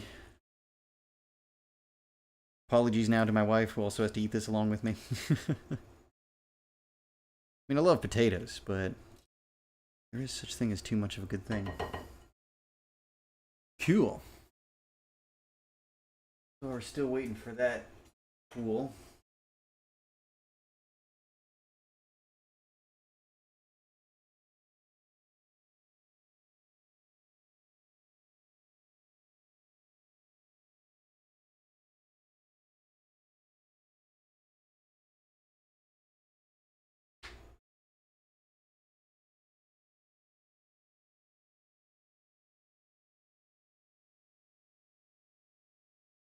Alright, we got a little bit more. I just took the temperature of that water.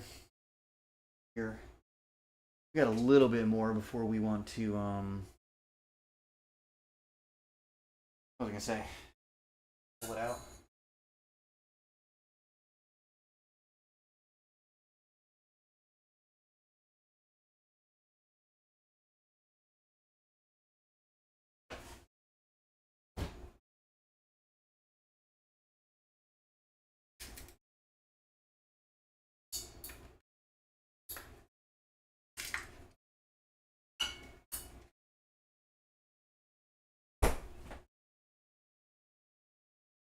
Yeah, no, nice. Playing lock should be pretty fun. I haven't played a lock in a long time, so I can't really speak to them. Haven't touched them in a while. Mostly play like melee classes in World of Warcraft. Bear with me one moment.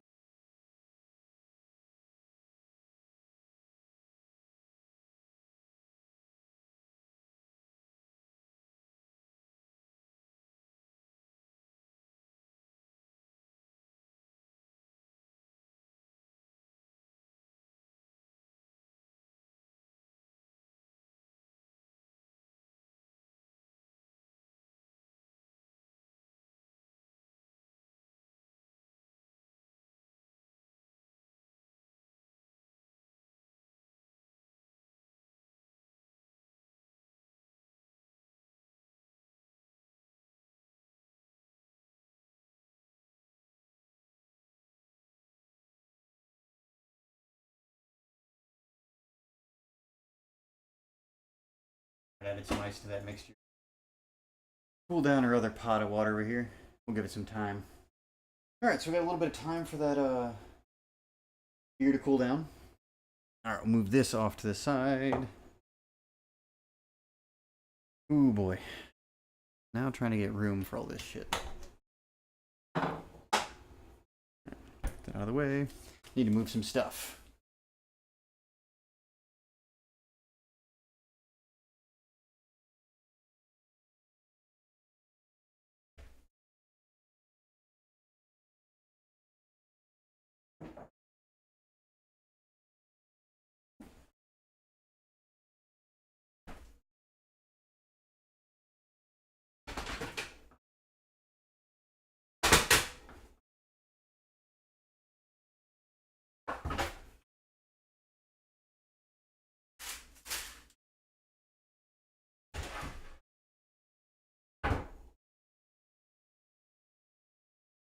Alright, and here we are. Gonna cheat a tad bit with the pastry rolling. Remove some of this.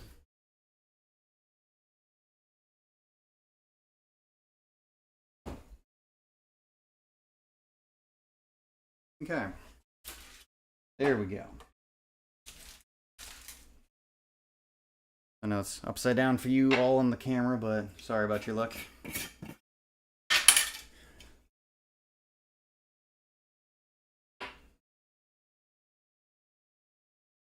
Oh, we need a little bit of flour.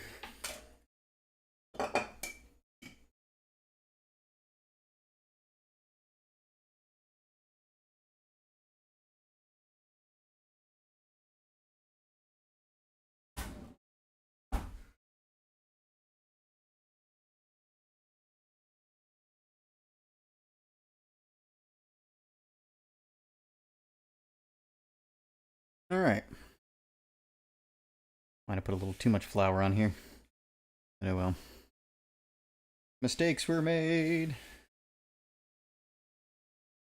Yeah, way too much flour. This is the part I dislike the most. It gets flour everywhere.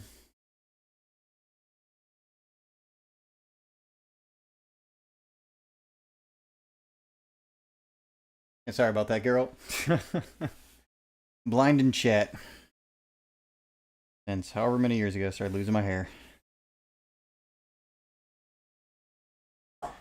Alright.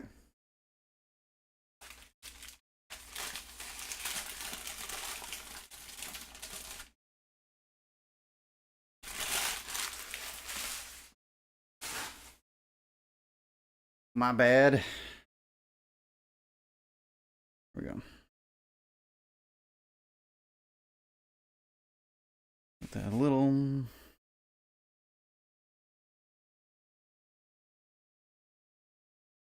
Just realized I should have like probably halved the pastry recipe. Wasn't thinking. Because this makes about enough crust for 2 pies. And I only needed enough crust for 1.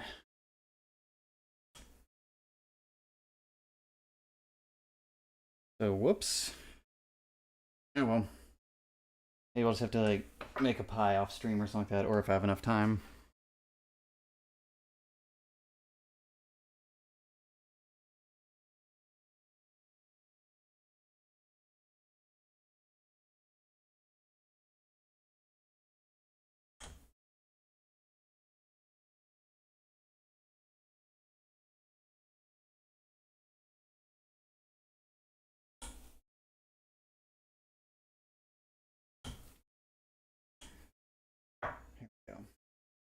Is this ASMR?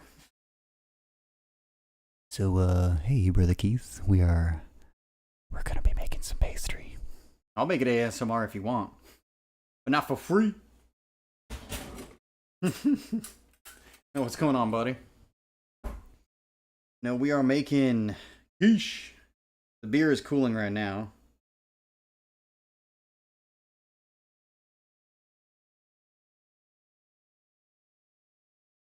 The beer is going on its cooling cycle. So while we're waiting for it to drop about like what was I gonna say? While we're waiting for it to drop about like 10 degrees or so from when I last measured it, we're working on the rest of the food prep for the rest of the week.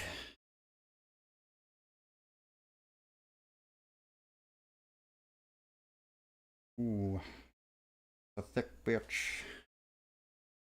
Oh, yeah, we need to thin that out a little bit.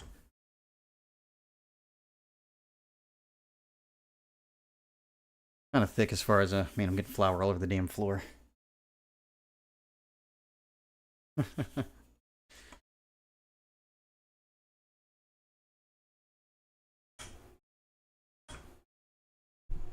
Ooh. I bashed my head into the microphone hanging up here.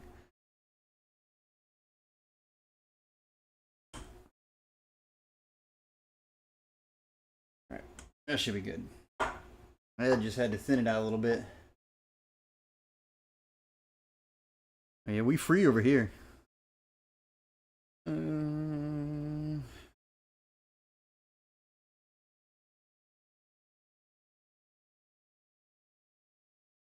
It kind of helps have a line guide to follow.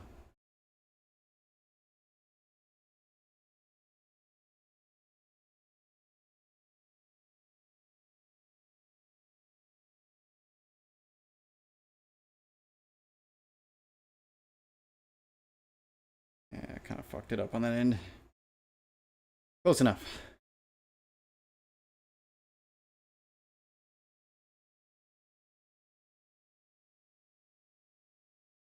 There we go. So much extra dough, though. That dough.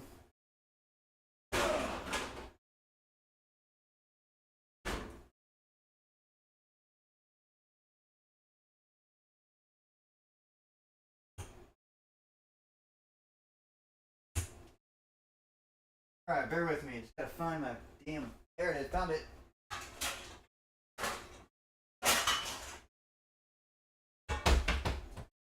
I just had to go less impressed now. Aw. But come on. Alright.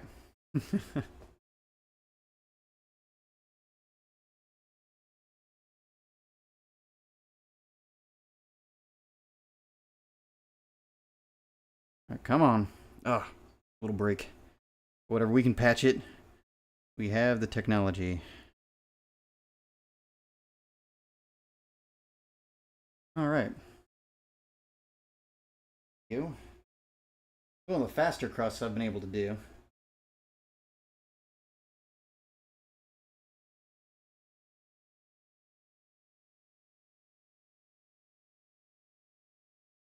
Oh shit, I tuned in for Property Brothers. Just more of that dumbass does cooking. I don't want to watch that shit.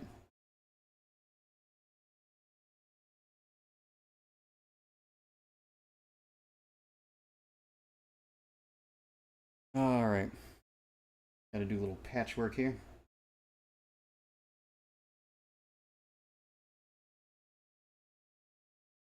Anyway, what you been up to today, Brother Keith? Been chilling?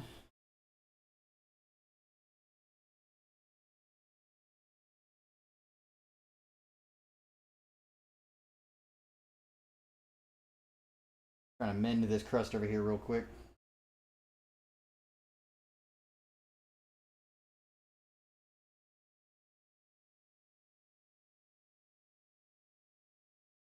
Okay. Give me a hot second.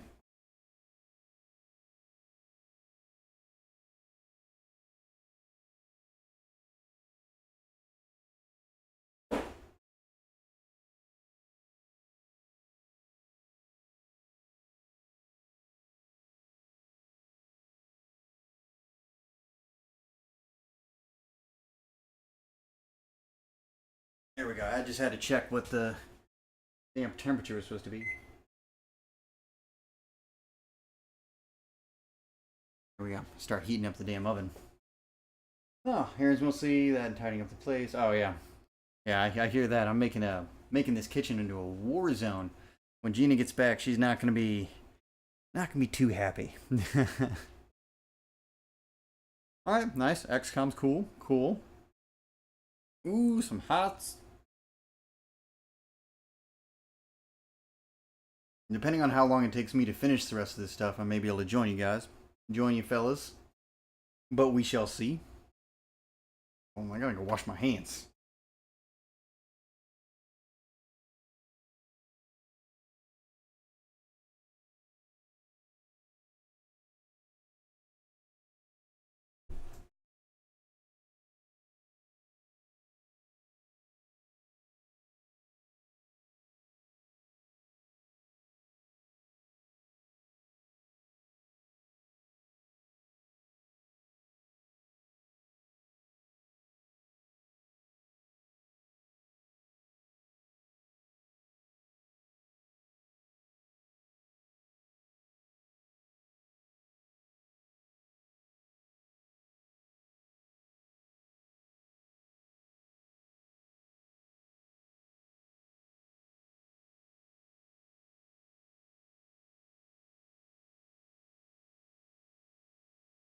Okay, we're back. Jesus. Alright, had to run up and grab some shit. Alright, so while we're waiting for the oven to heat up, so because we gotta preheat the crust a little bit, kinda call it. Yeah, make it kinda harden up a little bit. See what our beer temps at.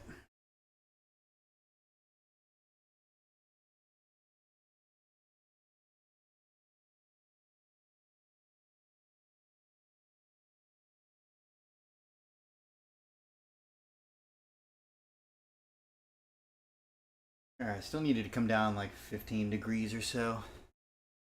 Now, I'm gonna let that cool a little bit more.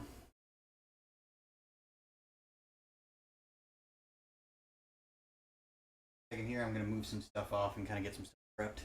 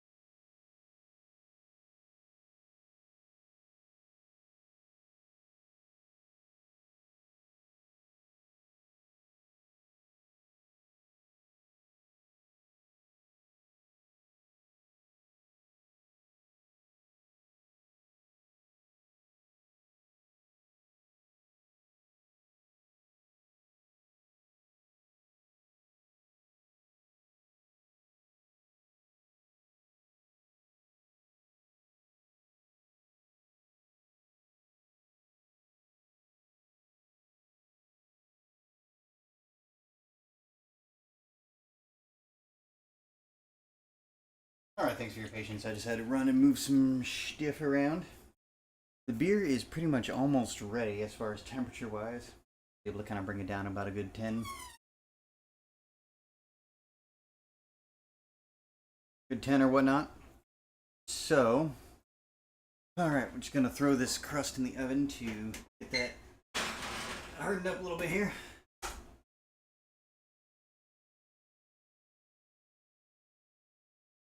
Second.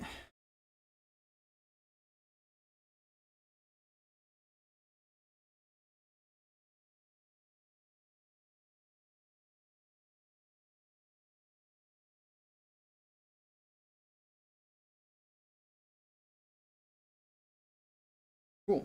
Alright. So I just need to let that heat up with the oven a little bit. Kind of harden the crust, whatnot. And then we'll be able to throw that in the oven and kind of let it go.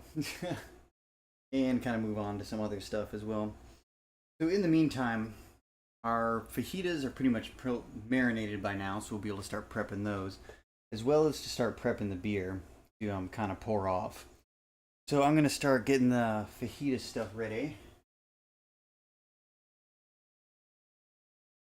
Yeah.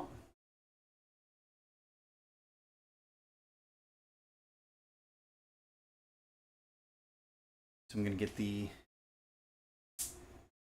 start getting this skillet prepped.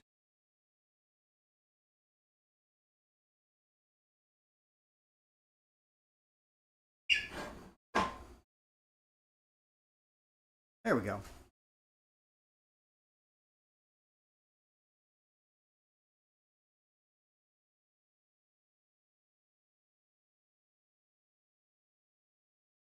Alright, so then we can get out our specials here.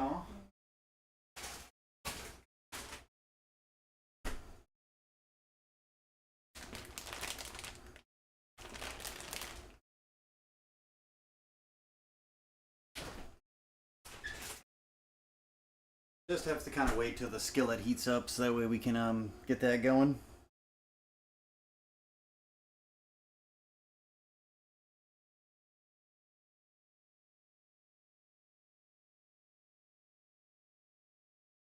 Let me start prepping that.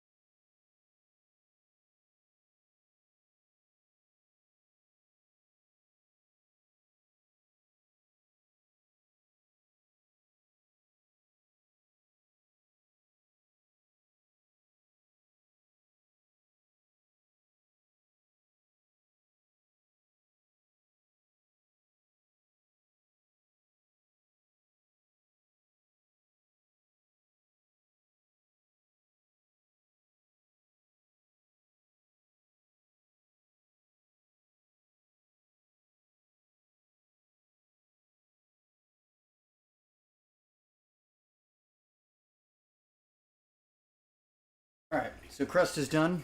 Kind of off to the side here.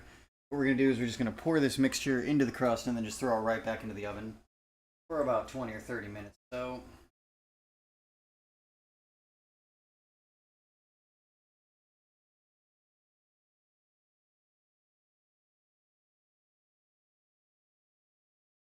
get that situated here. Move on to the fajitas. We're actually okay on the potatoes. I was saying that I didn't think, I thought it was going to be too much for the quiche and whatnot, but it actually fit in quite nicely. So, take a Quick look see here because it's hot. See, got into the crust quite nice.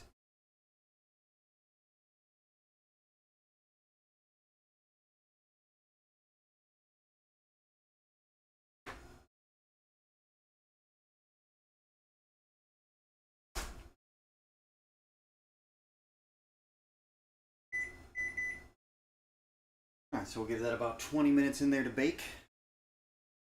Meanwhile, that is done. This off the counter.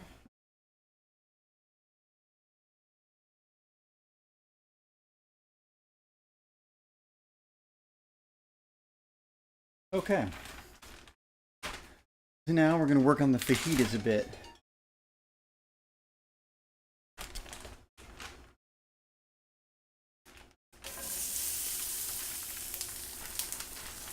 Alright.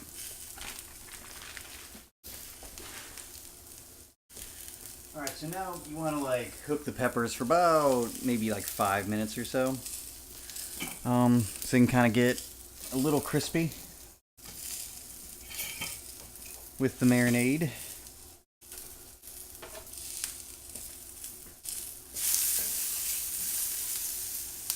Turn down that heat a little bit.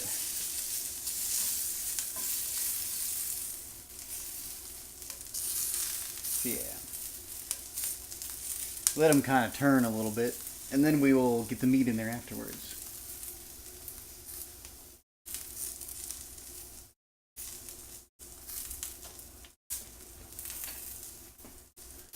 Alright, let's see if I can finagle a plate out of here without knocking down everything. Alright, cool.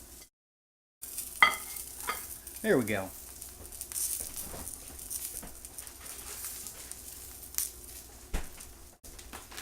I can tell you right now, that marinade smells good as hell, though.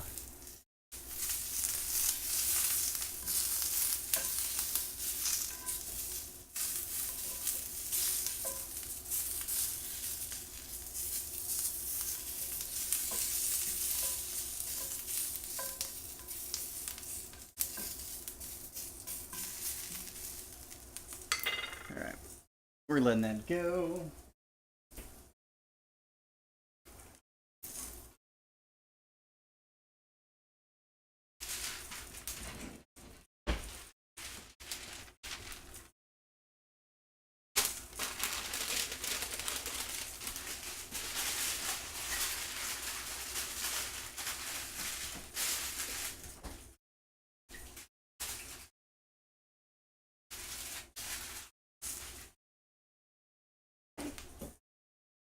Alright, while those are kind of stewing around, I'm just moving some stuff.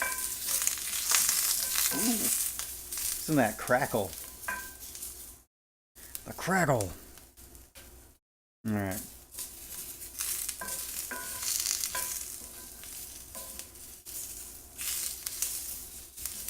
If I could flip them over easier, I would. Nice if I had some damn tongs, I could get that going. But, oh well, what can you do? Alright.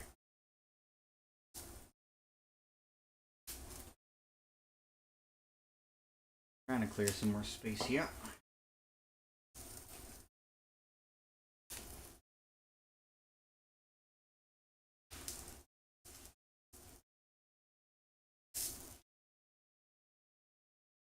Oh, making more of a mess while trying to move stuff over.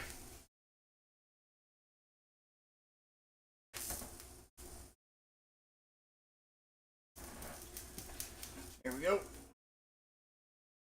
I said, just cleaning things off a little bit.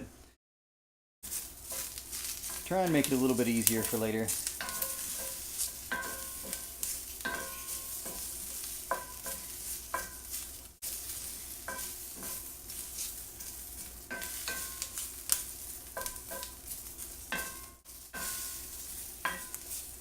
Alright, not bad. I've been able to get most of this done. We're a good ways along. In about 20 minutes, in about 2 hours, 3 minutes. So we're still moving along.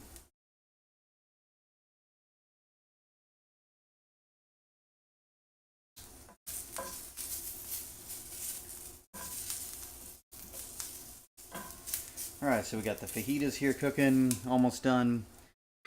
well, not almost done, but almost partway through, and then we've got the quiche in the oven, so that's cooking. That part's done. So we just gotta wait for the quiche to finish through, and then we can pull that out. It'll be all good. And then the fajitas, we just gotta get this going.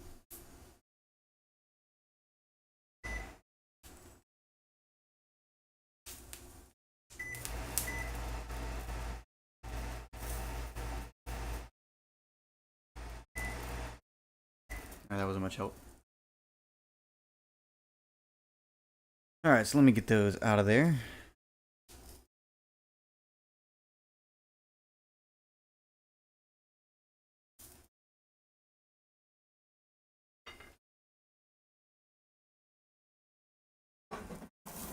Ooh, cast iron pan.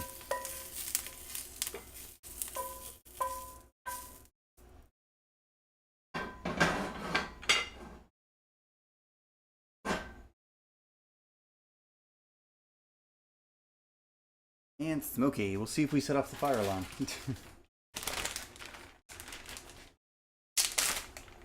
Hopefully not. But we'll find out. Really hope not.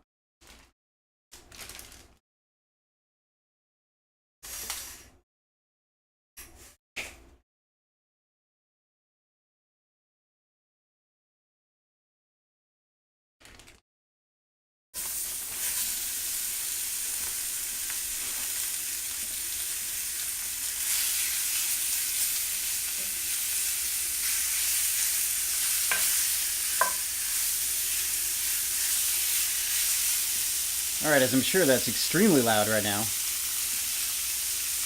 We're just going to cook these a little bit until they're browned, and then add the stuff back in.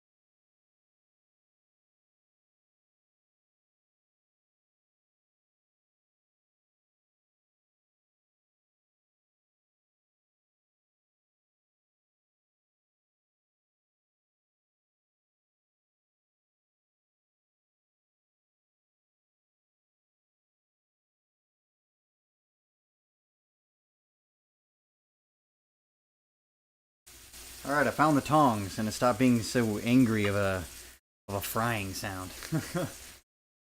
Alright, and so they're cooking along nicely. Man, If you don't have one, get yourself a cast iron skillet. That shit is amazing. Absolutely amazing. And super helpful.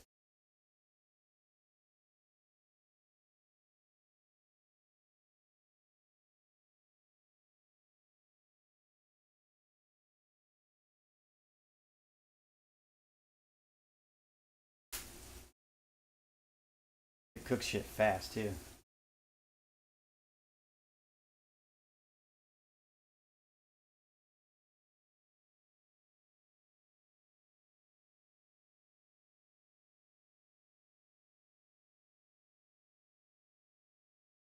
Adjust the tape on some of my cameras there.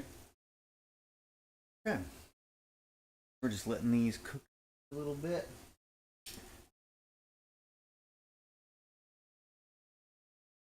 Okay.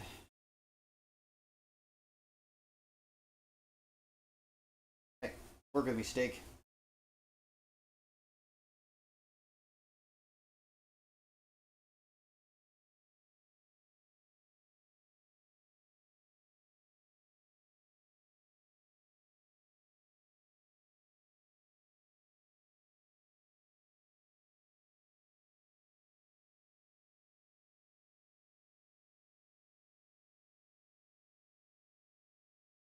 Now we can afford to turn up the heat a little bit now that it like kind of calmed down. Plus, don't want to drop them in with it too hot because otherwise you'll just burn the shit out of it instead of actually cooking it. So if you like the taste of burnt meat, I guess that'd work for you.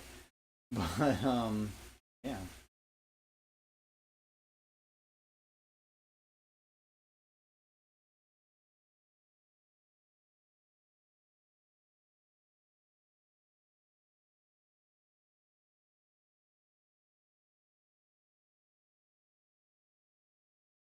There we go.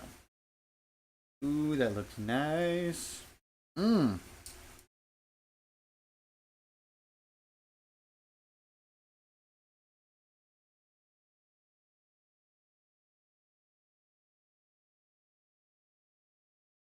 Flip some of these around. Don't want them too done, but I want them at least not bleeding.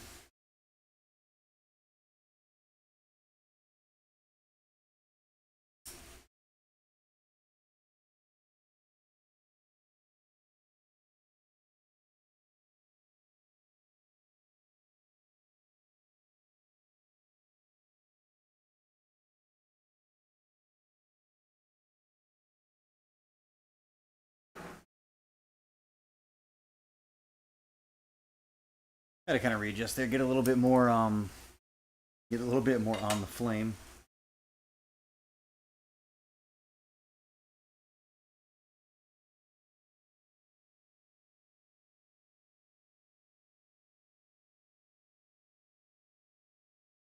All right, so that's got about another minute 50 or so before we throw the vegetables back in. The quiche has about 7 minutes left in, so those will be done here soon. And by then, our beer should be the right temp, and we should be able to put it in the gallon jug.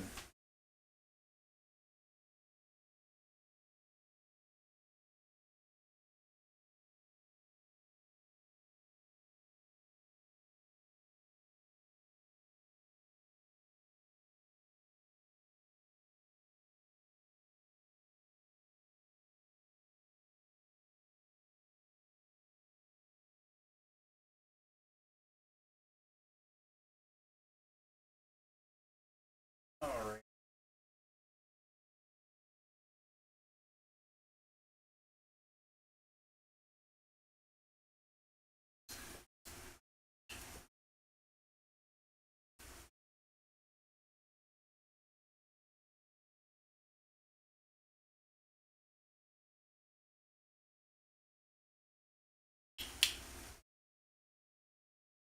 Anywho, getting it going here.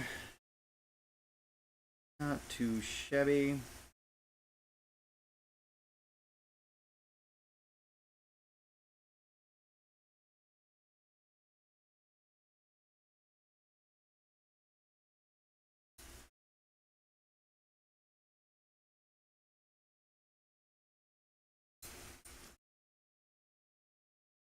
Nice little flip. Yeah, it's come along nicely. So they're not, kind of hard to tell but from the camera, but they're not too done, which is good. Really nice flank steaks, so we don't want to bad. Over.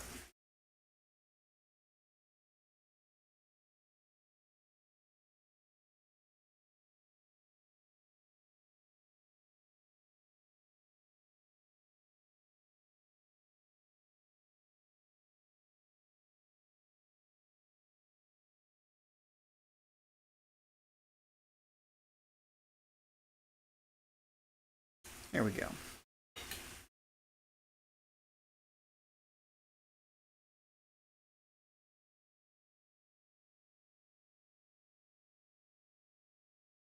Turn up the heat a tad bit. So there we go.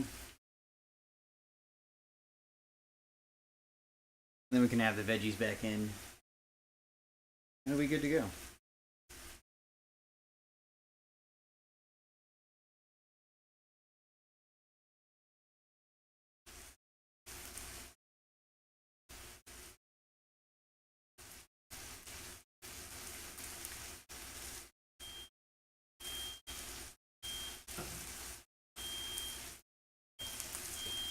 Alright, hold up.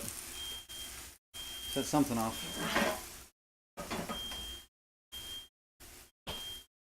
I'll be right back.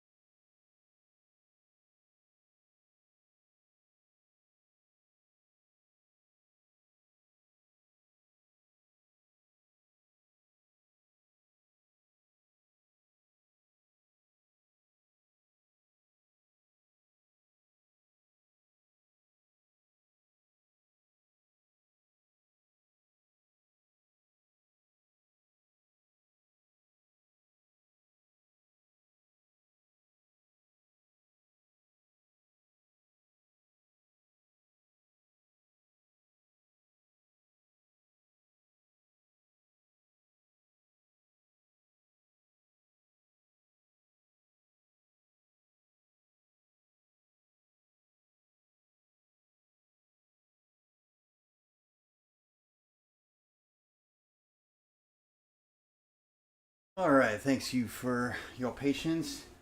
We did a chat, we set off the smoke detector.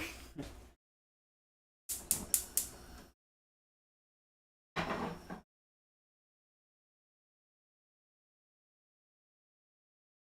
don't know why, it's weird, but the detector right by the kitchen didn't go off. The one, in our bedroom didn't, in the hallway near our bedroom didn't go off. The one all the way at the top of the house went off. So somehow smoke avoided like 3 other detectors before it popped ours up. So ridiculous.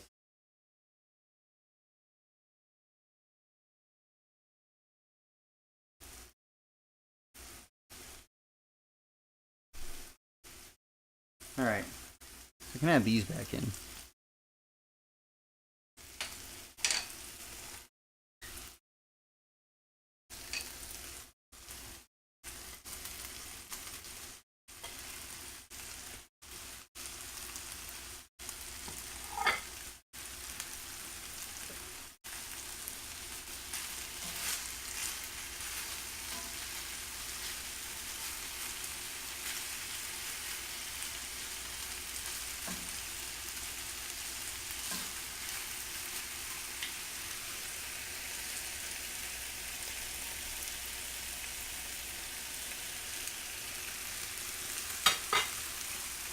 So there we go. Got our veggies in there, got our fajitas in there. They're pretty much good to go. Let me reduce that heat a little bit. They're pretty much good to go. Just have to kind of mix them up.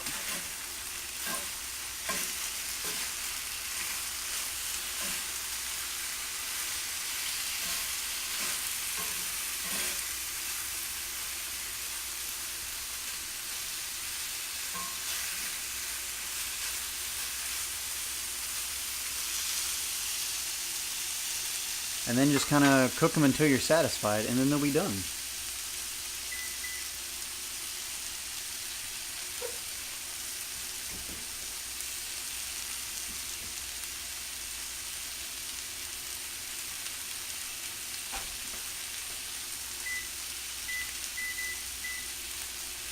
Alright, just checked on the quiche. It's coming along nicely.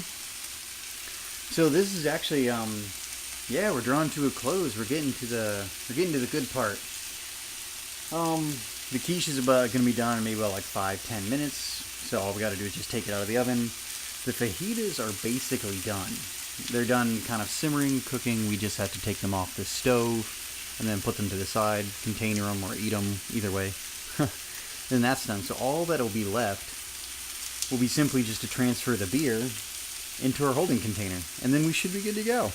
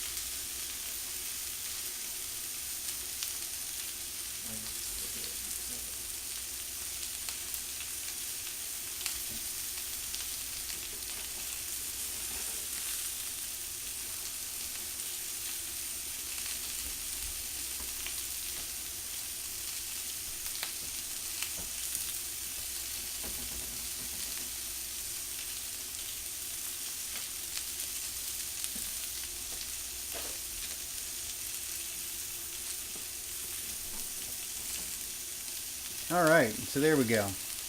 The fajitas are done. Move those off to the side.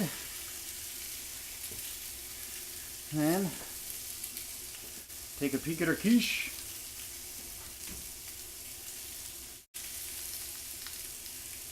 Alright, it could still use some time. So, meantime, I'm going to move some other stuff out of the way. So that way, we can move on with the last part, our beer pour.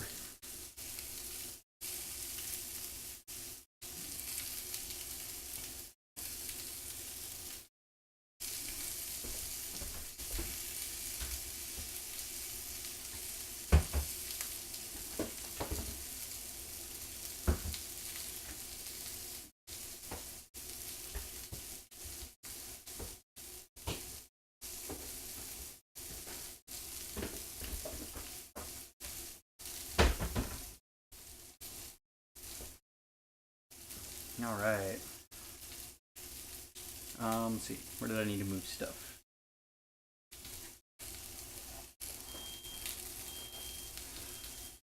Hold on. I'll be back. Things going off again.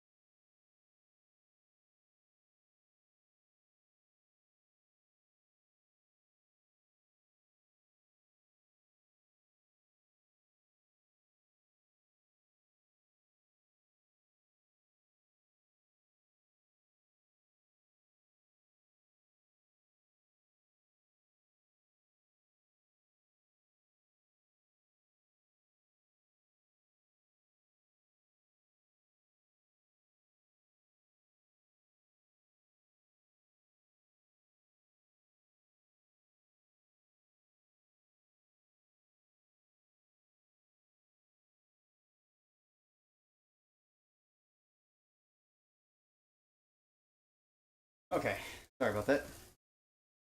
And damn alarm went off again, so we had to make do.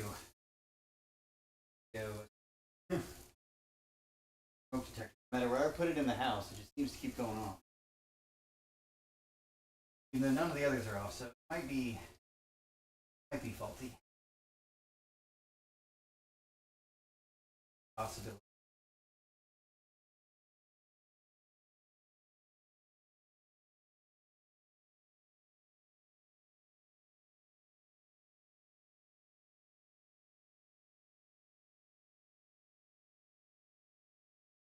So we're just cleaning up some stuff here, getting some things out of the way, waiting for the key to finish.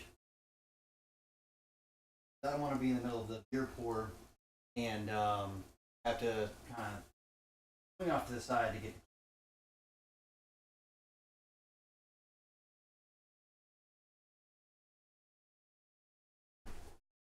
That way.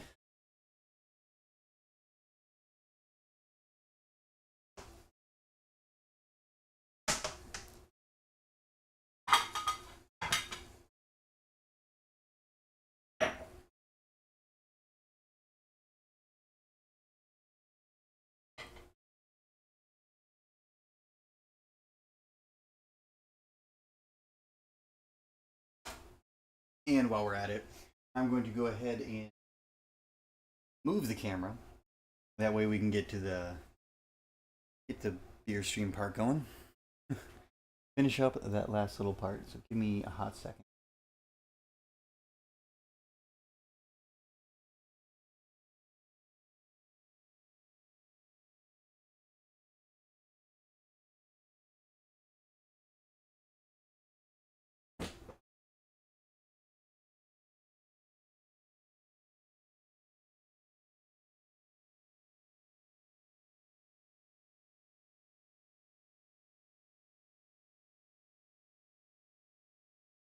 Nope. Having trouble with my things there. So hold on. While I move this camera, so I don't give everybody damn vertigo.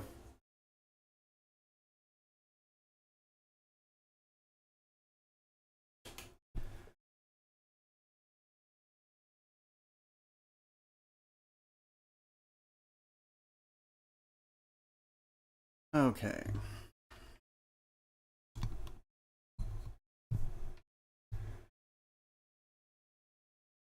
Just haphazardly reorganizing stuff.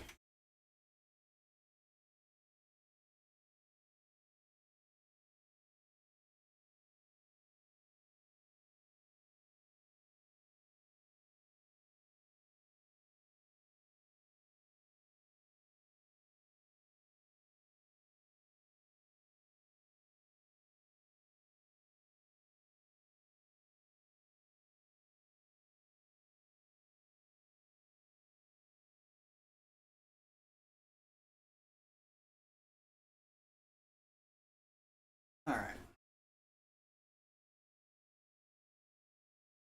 Just setting up the last little vestiges here. Oops. Not setting any shit on fire. How about that? Keeping things semi away from the stove. There.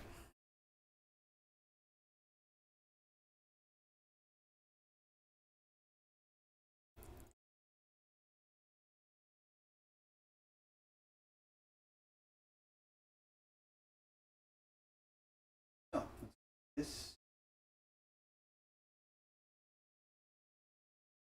Oh, great.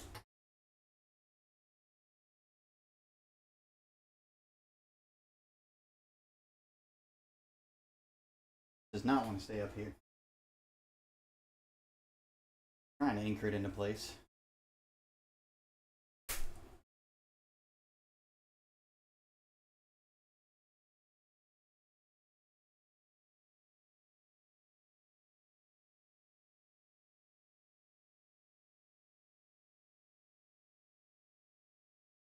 This crash off to the side.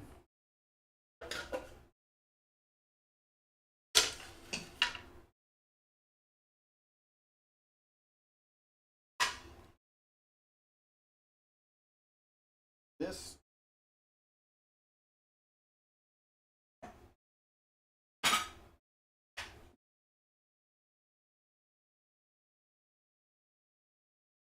Or not.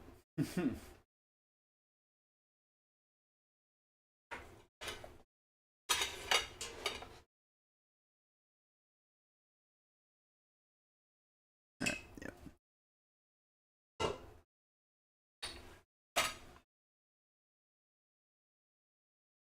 Alright, what a mess. Cool. There.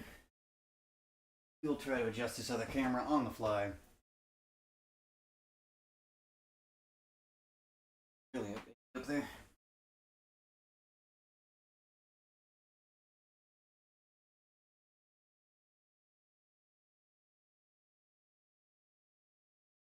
There we go. What, bottom of the chair's in the way. But it's okay.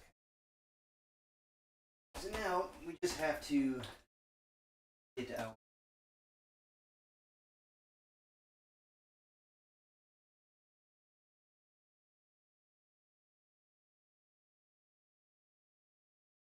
Our gear.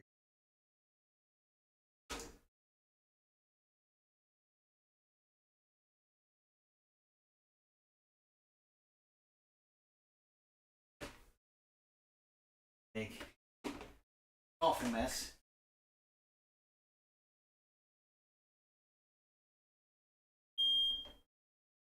Jesus.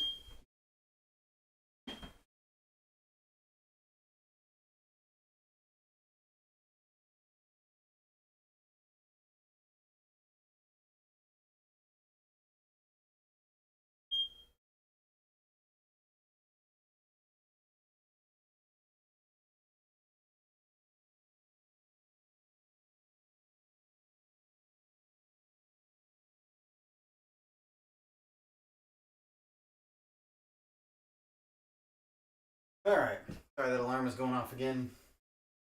I had to disable it. Nope.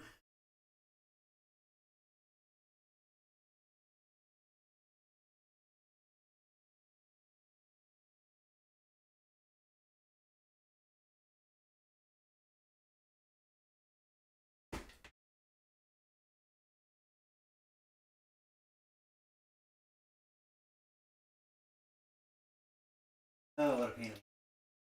I think it's having a malfunction, like I said, the other two. We're perfect. No issues.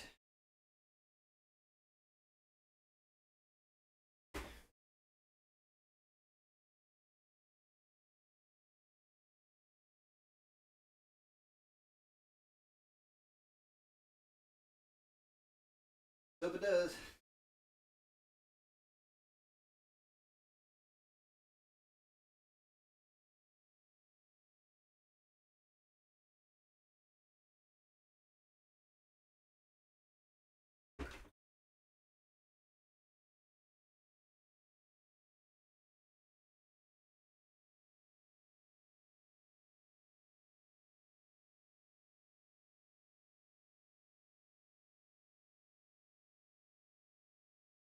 Trying to get our sanitizer stuff here in order.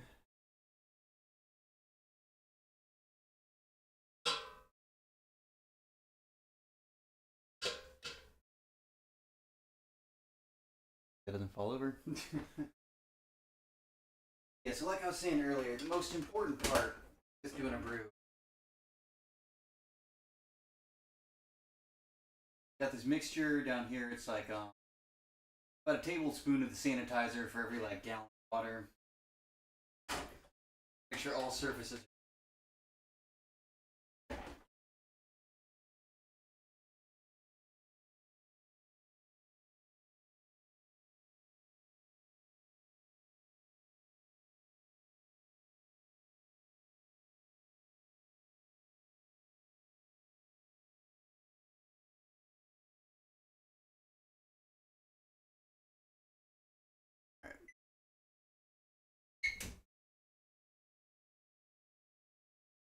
And keep like it's mostly done.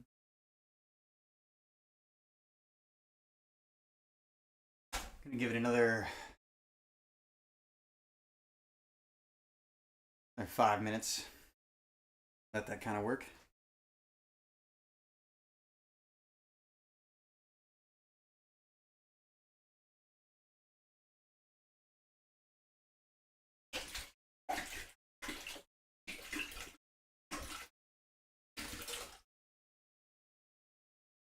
All right. Got to our gallon jug.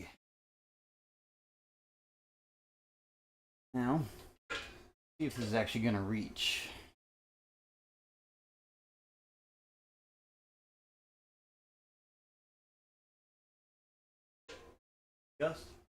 Just might.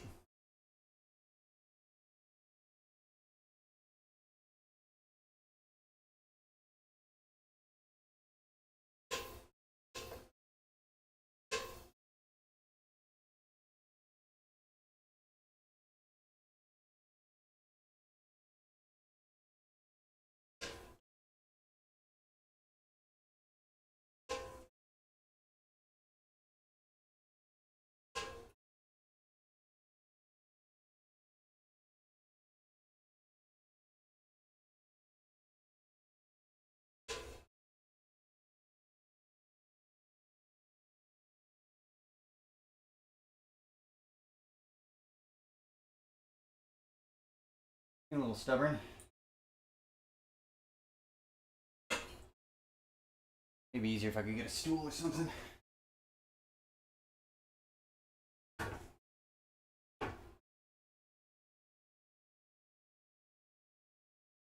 There. Here. There. Gives us a little bit more room.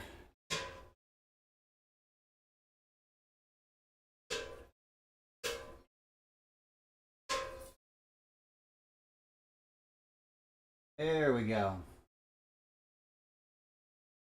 Beer's flowing. Took it a second there.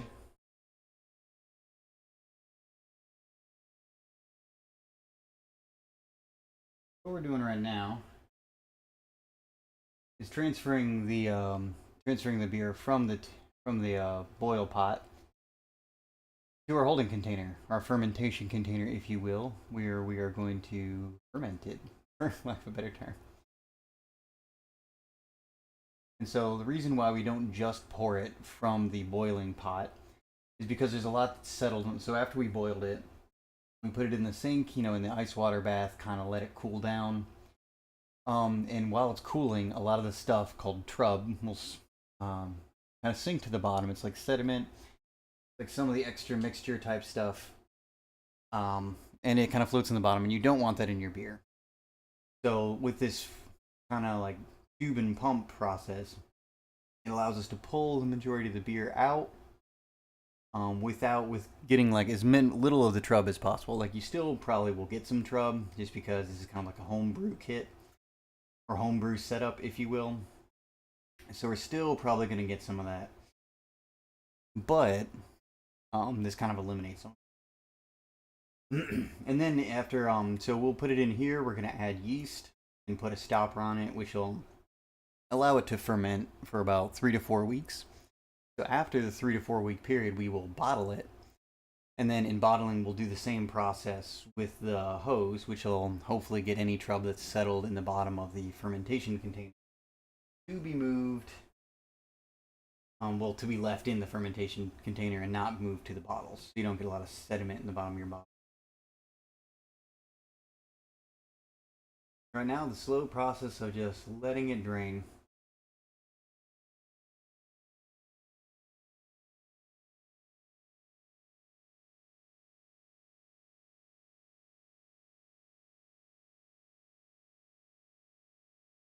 Turn it a little bit here.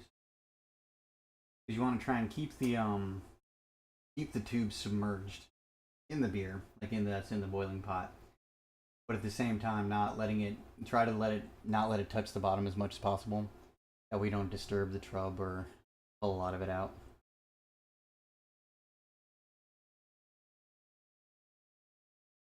Going smoothly.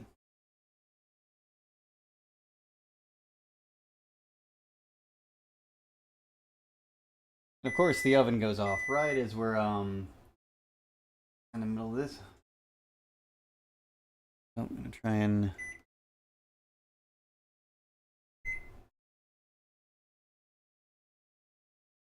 maneuver that one-handed. This will be close to the end. We're almost done here with our brew. I'll show you the final product of the quiche. So you saw the fajitas. We finished those. Those are good to go, either ready to eat or a container up for the week, which is what we're probably going to do. And so then just once this beer is finished, we've got to aerate it and then cap it. Well, add the yeast, aerate it, then cap it, and we'll be good to go. And then I'll also show the final product of the quiche that we made today.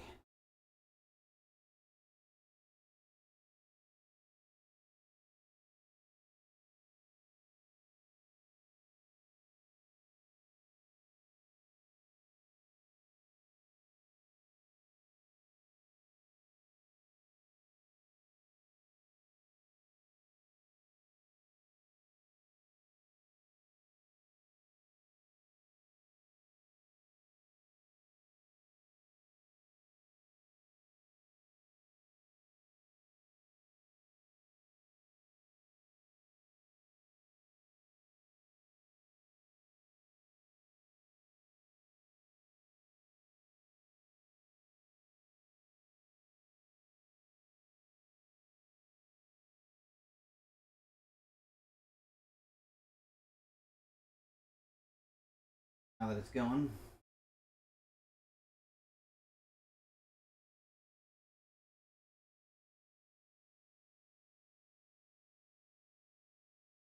drop it down a step.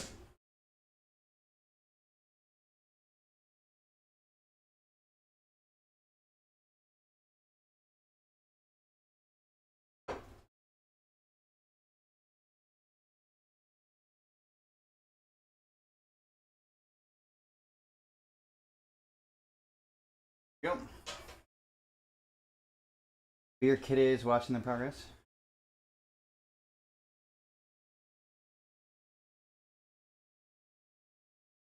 Nice if I had an extra set of hands that could kind of help with this process.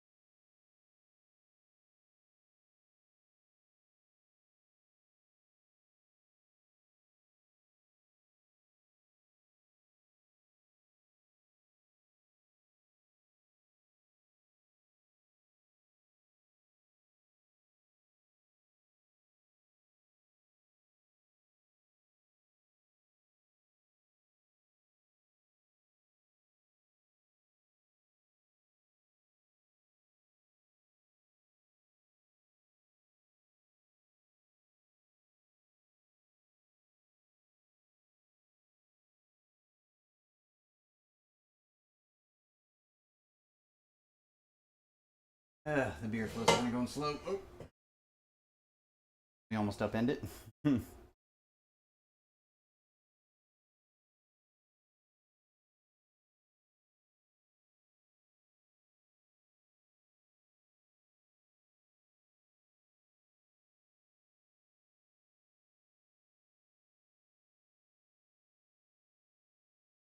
trying to restart it here.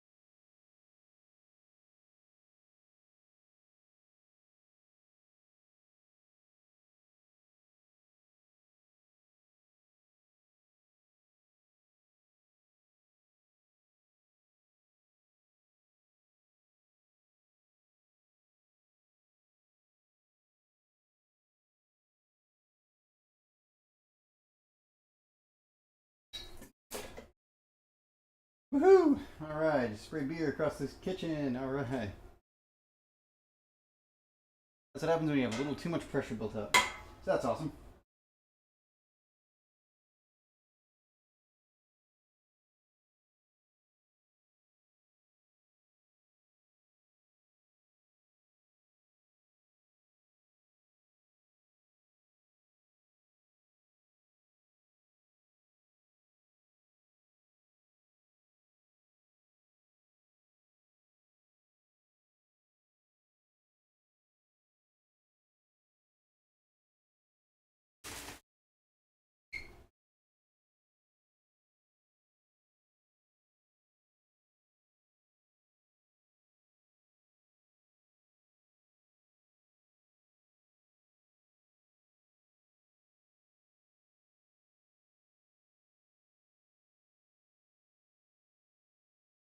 Posing kind of came off.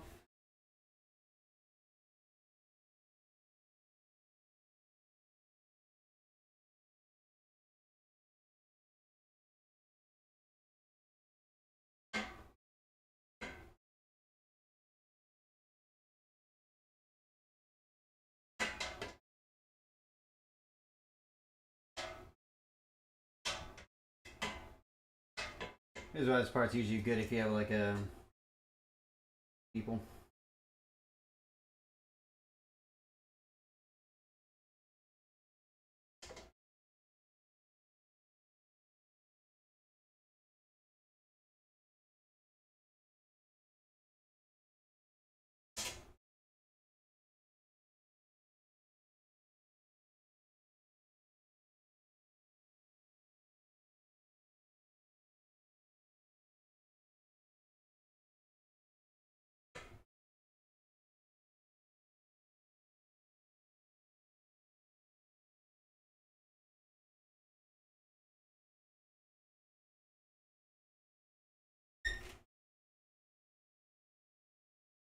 Alright.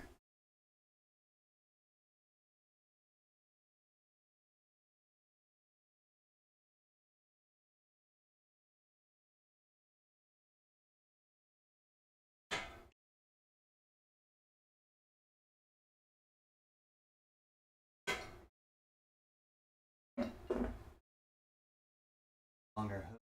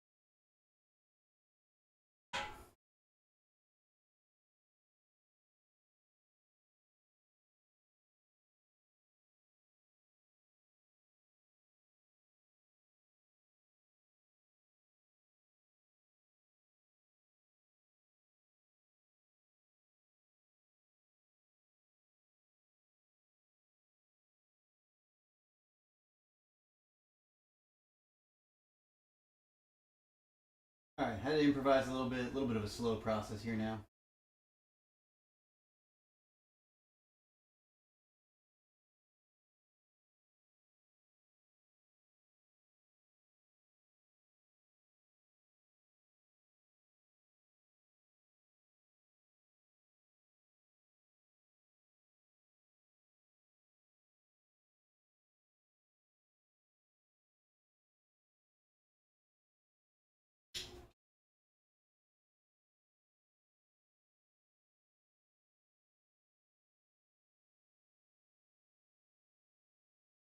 This one here.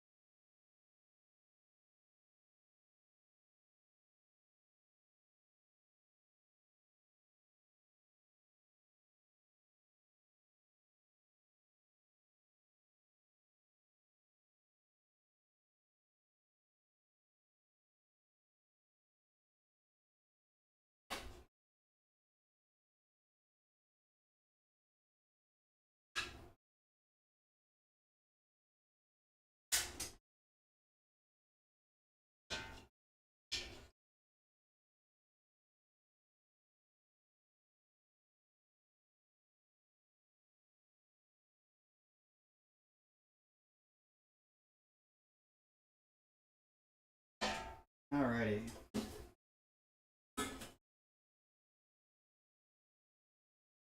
So,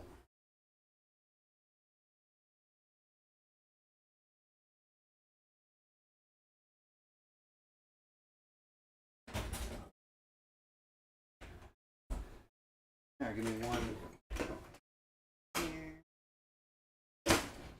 Jump in the other.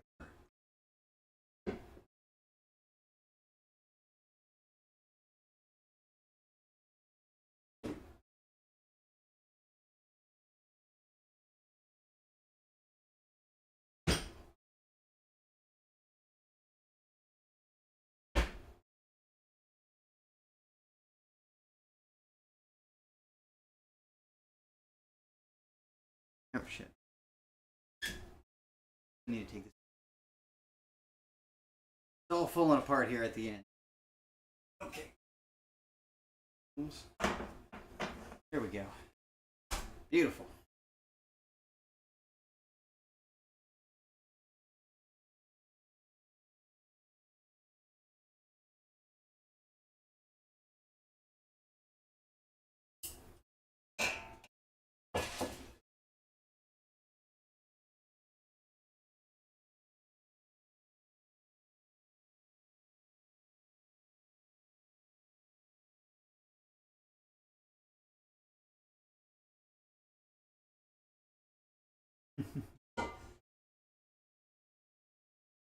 Down here.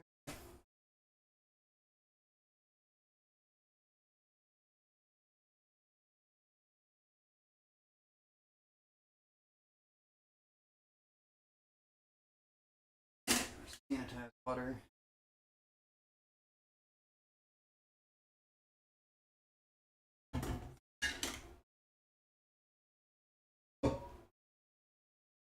I get some.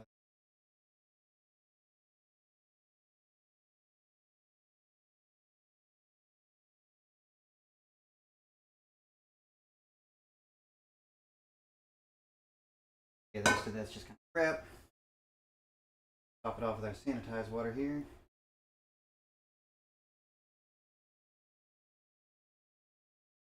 Also makes it so it's not too strong of a flavor.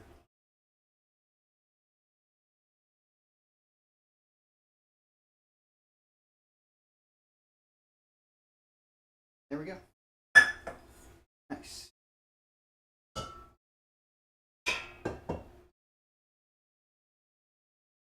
That is kind of our product deck there. Get this out of the way.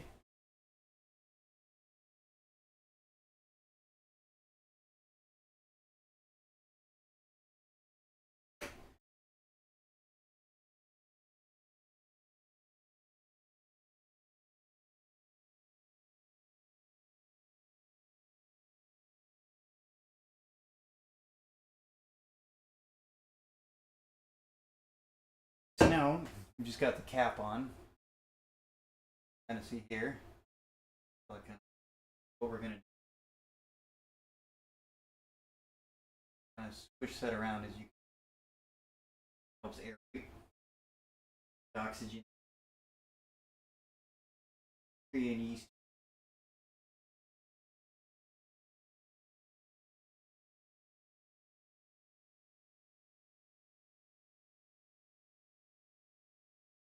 Give that a few shakes.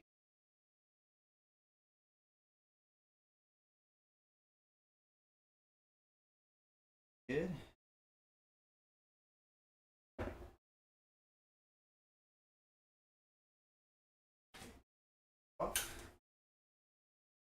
Next, second to last step, gotta add the yeast.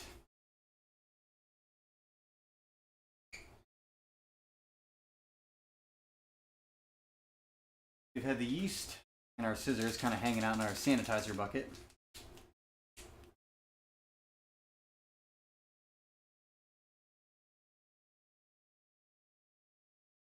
Gotta add about half of that to the bottle. Bleeder.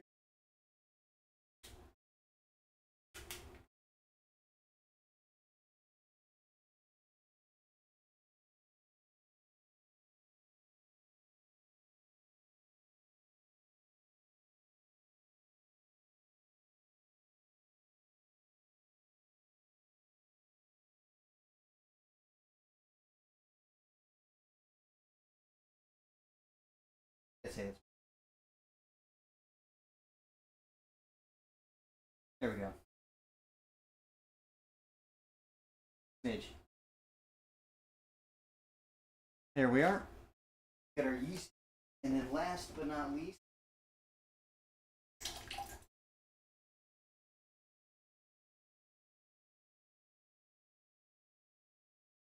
add back our stopper and our trap.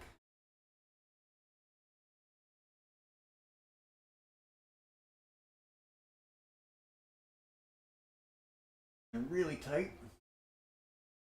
Then you want the air trap. Has some sanitized water in it. Let gas escape from the beer. The yeast making it. It'll not let air in. Won't get any contaminants from the outside air coming in. So there we go.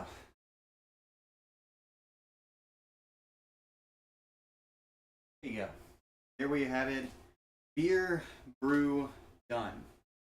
The beer brew done. And as well as our food prep. Give you kind of one final look. On top of our messy ass kitchen. We made our fajitas. Steak and peppers. And then our quiche came out of the oven, which we finished, which will be good for our breakfast in the future. Look at that.